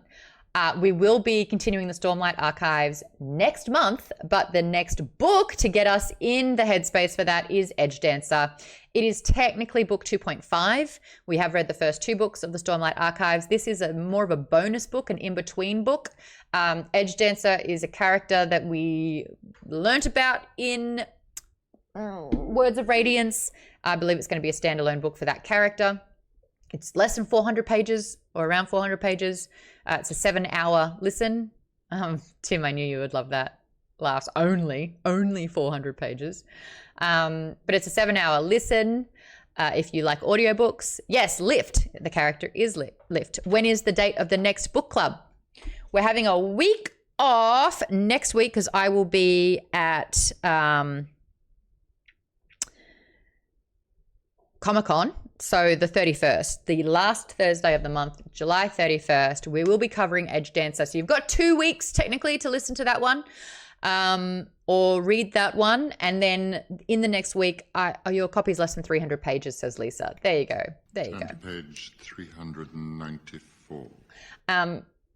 I will be locking in August, which so far is Oathbringer Book 3 of the Stormlight Archives, and that's my thinking face.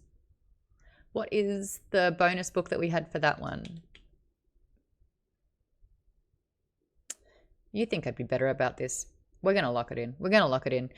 Cat's Cradle. Preservation is what's listed in book. Oh, yeah, because I'm emailing John Scalzi to hopefully... Oathbringer? Yeah, Operation Kaiju. Yeah, you have the Kaiju. Yeah. Yes, great. That's staying. So next month is locked. No changes for that one. Emailing John Scalzi to hopefully lock in a time next month for that. And then Saturday, 11 a.m. PT, 2 o'clock Eastern time. I think 7 o'clock if you're in Scotland.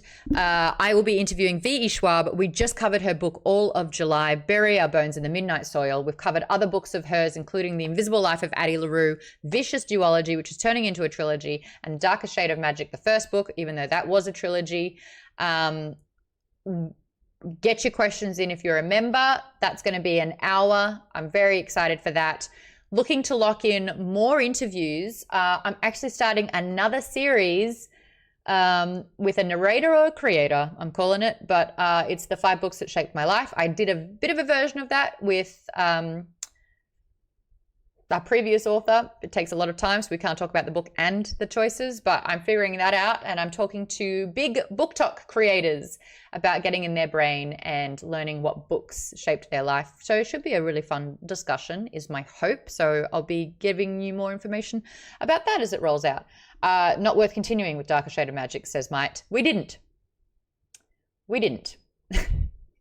But we've started a lot of series around here that we haven't finished. You have to be a very brilliant series for us to continue. And so far, that's only 3. Red Rising, we've done all 6 so far. Dungeon Crawler Carl, we've done all 7 thus far now. And Stormlight Archive, we're up to book 3. And Tim just ended it all in the video chat. It was swift. Very swift. Murderbot. Thank you, K. Frito. And we've also done Murderbot. All 7 novellas for that one as well. And some of them are bigger books for that. Okay, so there you go.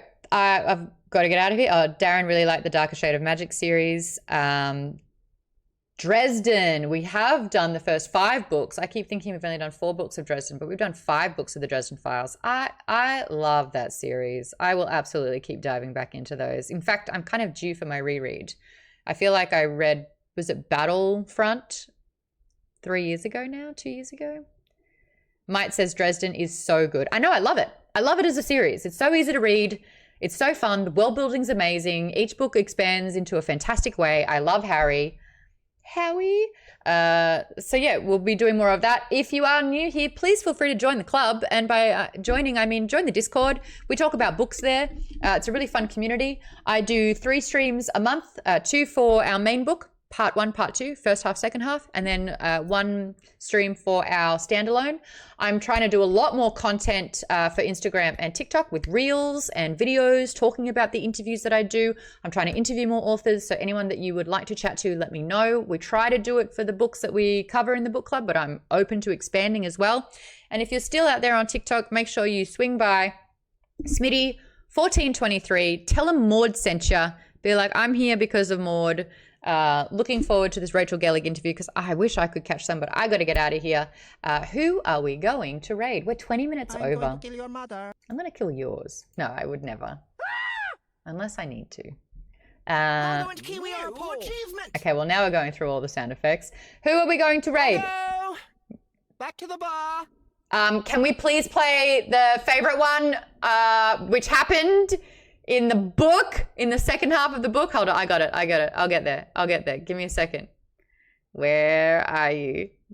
Yeah, bitch. Right in the nugget. Oh, so good. Oh, it's so good. Oh, okay, look. Dungeon Crawler Carl is like a more fun Dresden vibe. Yeah, Dresden needs more sleep. So does Carl, though, let's be honest. I can't see anyone who we should raid into unless someone has a small creator that we can make their day. Tim, you're usually good for that. We got anyone? KP? Nobody that we haven't raided before. Is someone's cousin? Is your cousin online streaming? No. No, he doesn't stream too much anymore. I hear it. I get it. His work schedule changed a lot. What is it called again? Reading and writing? Okay, let's have a look. I always get so scared. What if someone's reading smart? And I'm like, here is my audience. Ah! Your friend Party Pita is streaming right now. Party Pita! He's playing Counter-Strike with 18 viewers. Let's go, Party Pita! I had to do it in all capitals. Pate Pizza, what a lovely guy. He's back into streaming. He took a little while off as my guess, but everyone say hi to Pate Pizza. But make sure you say Pate Pizza. I don't know why all my follows aren't showing up because I haven't logged in. I haven't logged in on this one. That makes sense. I'm like, who are all these people? I don't know them. All right, bye guys. Say hi to Pate Pizza and I'll see you all in 2 weeks' time. I'll see you before then in the Discord. Bye.